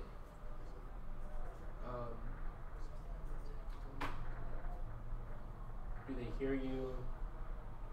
I don't know the second part. إذ Or when de, you call. huh? When you call. When you call them, when you call out to them, when you supplicate to them. أو ينفعونكم أو يضرون. Najib. Do they or benefit you or hurt you? نعم. Harm you? قالوا بل وجدنا آباءنا كذلك يفعلون. Ahmed, what does it mean? قالوا بل وجدنا آباءنا كذلك يفعلون. They said, rather it is what we found our fathers doing from before. نعم كذلك يفعلون, just like they used to do. Continue reading, come on. That is like and ذلك. Oh, okay. Yeah. قال إبراهيم فأنا لا أعبد هذه الأصنام. What type of lam is that, Dalen? Where? لا أعبد. نعم. ناهية. نافية. نافية, he's negating. Continue. بل أنا عدو لهذه الأصنام وأنا أعبد رب العالمين الذي خلقني فهو يهدين والذي هو يطعمني ويسقين وإذا مرضت فهو يشفين والذي يميتني ثم يحيين. Stop. الذي خلقني فهو يهدين. Translate. Mona. The one who has created me and the one who guides me. والذي هو يطعمني ويسقين. Translate. And the one who feeds me and gives me drink. Continue. وإذا مرضت فهو يشفين. And if I get sick, then he's the one who cures me. والذي يميتني ثم يحيين. And the one who will make me die and then bring me back to life. نعم. Okay. In all of them, Mona translated يهدين. الذي خلقني فهو يهدين. He is the one who guides me. ويسقين. He is the one that gives me to drink. يشفين. He is the one that cures me. يحيين. He is the one that brings me back to life. She kept saying me, me, me. Where's me? Mona, do you understand the question? Yeah. Where's me? I don't know. I always wondered that actually. You guys read all of this? You didn't ask? Huh? Well, I know that there's a kasra. Okay. So in Arabic you have this rule, and you see this a lot in the Quran, okay? Where you can eliminate the ya, right? and you just show it by the noon and the kasra at the end. What's the verb to guide? Hada, the mudari, he guides me. What's the verb? Yahdi, right? How would you say he guides me? Yahdi ni, right? So what's the rule in Arabic? You can eliminate the ya and just show it the noon with the kasra. Always? Huh? Always? Yeah, you see this a lot in the Quran, I always wanted that with Rabbi. right? I see Rabbi with Yeah, you see ya Rabbi. Yeah, how many, right? You see ya Rabbi without a ya written. This is that rule in Arabic. You eliminate the ya and you show it with a kasra. Fa'budu ni. Look at the Quran. The ya is not written. Fa'budu ni. The ya is not written. You eliminate it. You just show the noon with the kasra. Do you guys hold? The rest of you get? So you can just do it whenever. Hmm. You can just do it whenever. Basically. Yeah, obviously, but like it's a Quranic thing that you see, right? It's very, very common.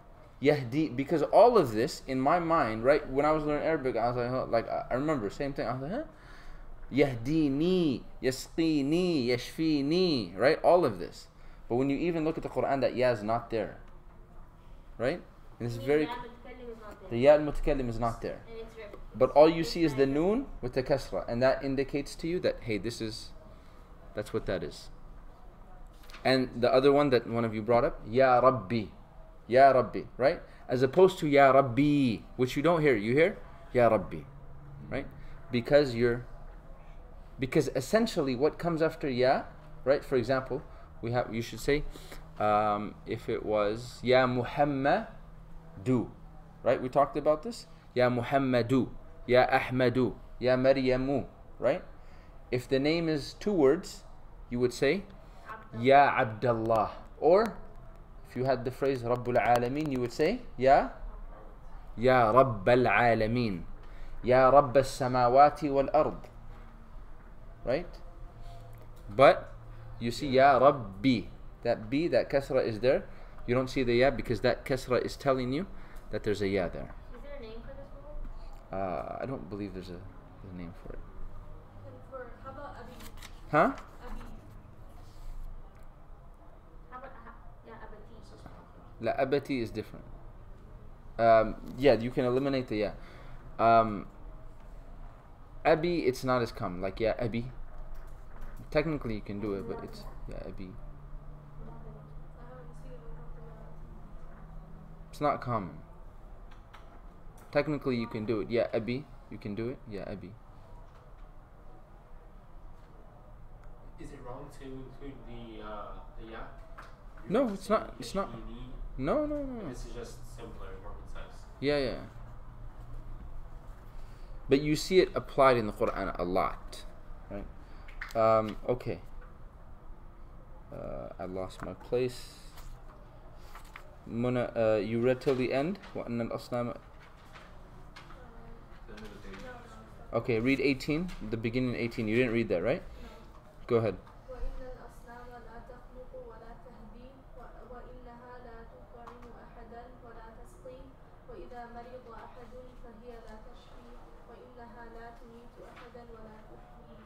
Good. The next one, Ahmed. أمام الملك. نعم. أمام الملك كان في المدينة ملك كبير جدا وظالم جدا وكان الناس يسجدون للملك وسمع الملك أن إبراهيم يسجد لله ولا يسجد لأحد فغضب الملك وطلب إبراهيم وجاء إبراهيم وكان إبراهيم لا يخاف أحدا إلا الله قال الملك من ربك يا إبراهيم قال إبراهيم ربي الله قال الملك من الله يا إبراهيم. What's Ya called? Ya. This Ya Ibrahim. Huh? Harfun Nida. And then the person that is being called is? Munada. Good. Continue. قال إبراهيم الذي يحيي ويميت قال الملك أنا أحيي وأميت ودعا الملك رجلا وقتله ودعا رجلا آخر وتركه وقال أنا أحيي وأميت قتلت رجلا وتركت رجلا وكان الملك بليدا جدا وكذلك كل مشرك. Najib, balid. What's balid? Huh? Free? Free. Free? No. Ahmed, what's balid? Foolish. Huh? Foolish? Foolish. Anyone have anything else? Stupid, dull, dumb, lacking intelligence. Yeah. Wait, Stupid, what? dull, Dull, dumb. dumb, stupid, lacking intelligence, slow. Yeah. Nappy? Lacking Lacking. intelligence. Yeah. Continue. أكفي؟ وأراد إبراهيم أن يفهم الملك ويفهم قومه فقال إبراهيم للملك فإن الله يأتي بالشمس من المشرق فأتي بها من المغرب. Dalen, translate. فإن الله يأتي بالشمس من المشرق فأتي بها من المغرب. And Allah brings the sun from its rising place, so bring it forth from its setting Not the place. rising place. Okay, I mean, be more. And Allah brings the sun from where it rises, so bring it forth. Where does it rise from? From the west. Okay. From the east. From the east. From the east. So bring it from the? Bring it from the west. No. Continue. Oh, actually, Sheikh Ahmed al-Kurdi Yeah, told us to yeah, write rising place. Yeah. Rising place and setting place. But you understand that, Yeah. yes, Mashriq is where it rises from, Maghrib is where it sets, right? But he's essentially asking him to bring it from the west. Read. فتحير الملك وسكت وخجل الملك وسكت. What's khajila mean again, Najib? Did we just take this word? Yeah? I asked you, right? Khajila, Najib? Ahmed, khajila? Like embarrassed? Yes. Ashamed. Ashamed. Continue. وخجل الملك وما وجد جوابا. No. At the beginning, when you read أمام الملك, right? كان في المدينة ملك كبير جدا. Iman, the Arab of ملك.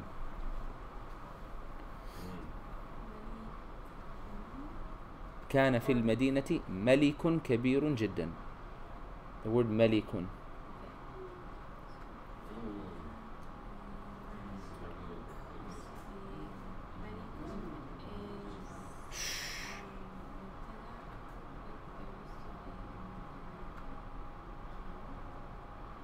It's not the mubtada.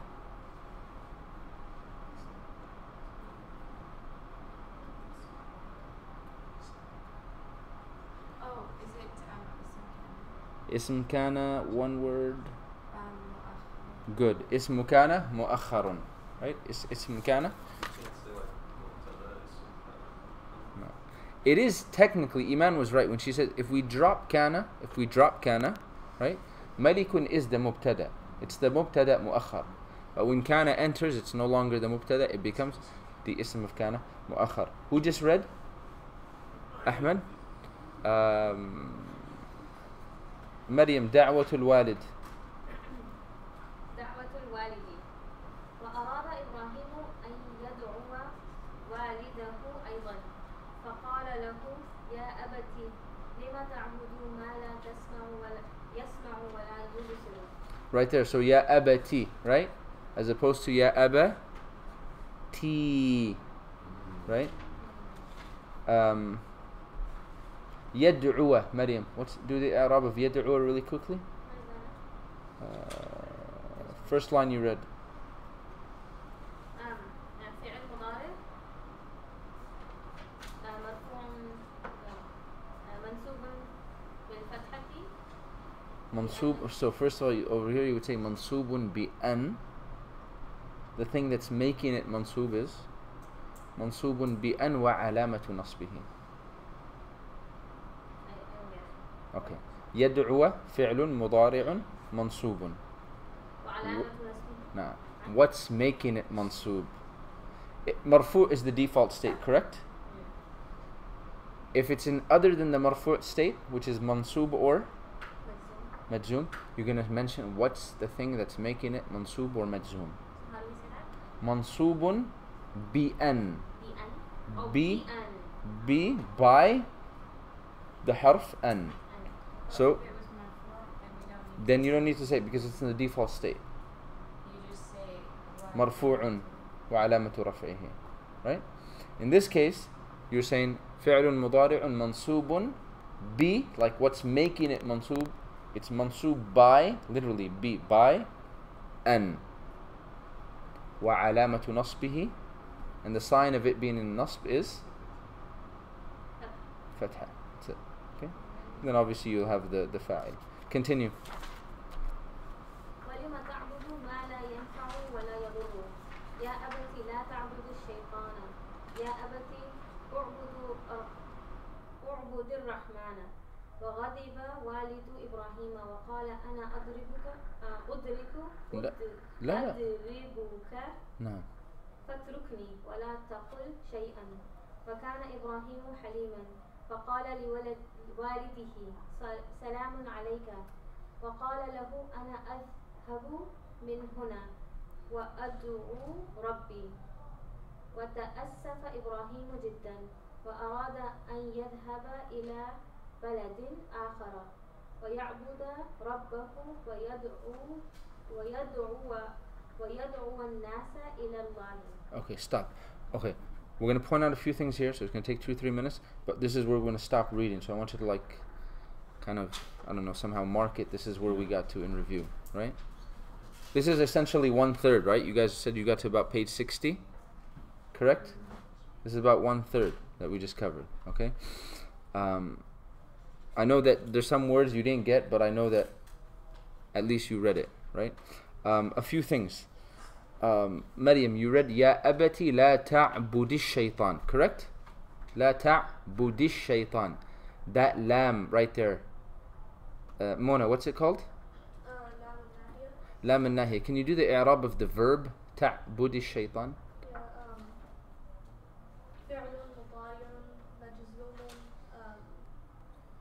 Bila. Majzum. Right? Bi la. What made it majzum? It's majzum by the la. Okay.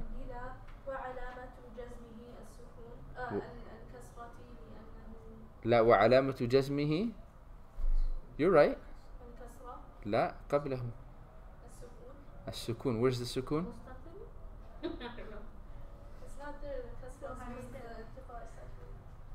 Okay. So you would say وعلامة جزمه السكون. The kasra was placed there so that you can read it. Right? Because it's iltiqa'u sakinain, because you have 2 sukuns meaning. But you will still say majzumun bis sukun. No, you. Right? You get it? It's لا تعبد الشيطان. Right? But when you لا تعبد الشيطان. Right? Clear? Same thing for, actually that would be مبني. يا أبتي أعبد الرحمن. يا أبتي أعبد الرحمن. What's the command? أعبد. أعبد. Do the i'rab of أعبد يا Mona.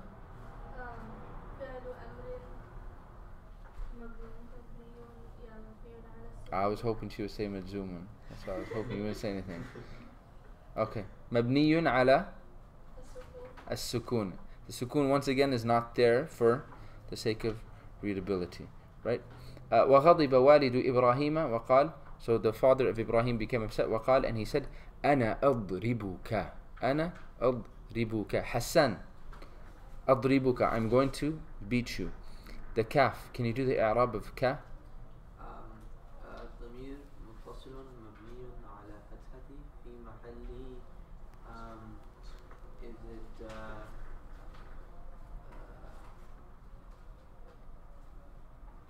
نجيب في محل نصب و في محل نصب مفعول به. Good. فتركني. What does فتركني mean, Maryam? leave me. Leave me. Do the i'rab of the ya. ضمير متصل مبني على السكون في محل leave me. مفعول في محل نصب مفعول به. Good. Last one. Absolutely last one. Until next week.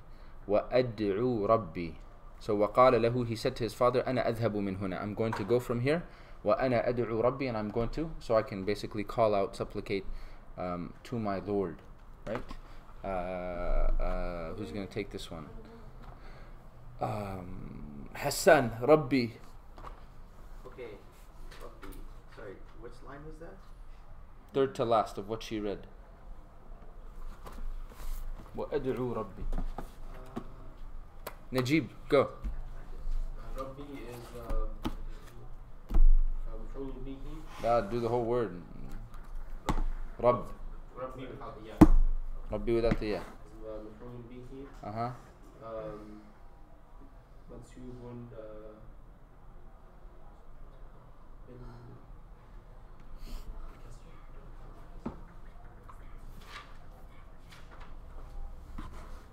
مفعول به منسوب. You're right thus far.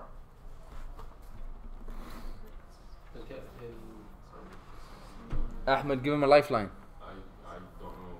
La- Lifeline is disconnected. La ilaha illallah. Hassan, you want to help him? I don't know. Like I get it, but it's like I Dalen.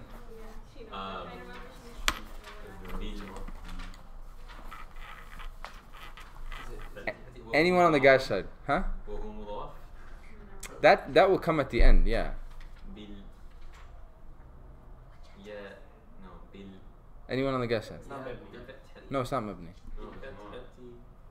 Muna. بفتحة مقدرة. An implied فتحة, right? An they all did. So did I.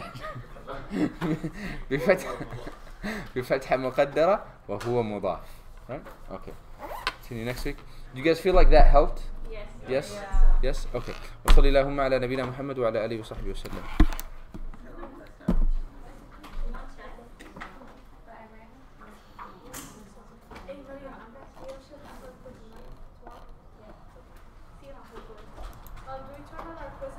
Yes.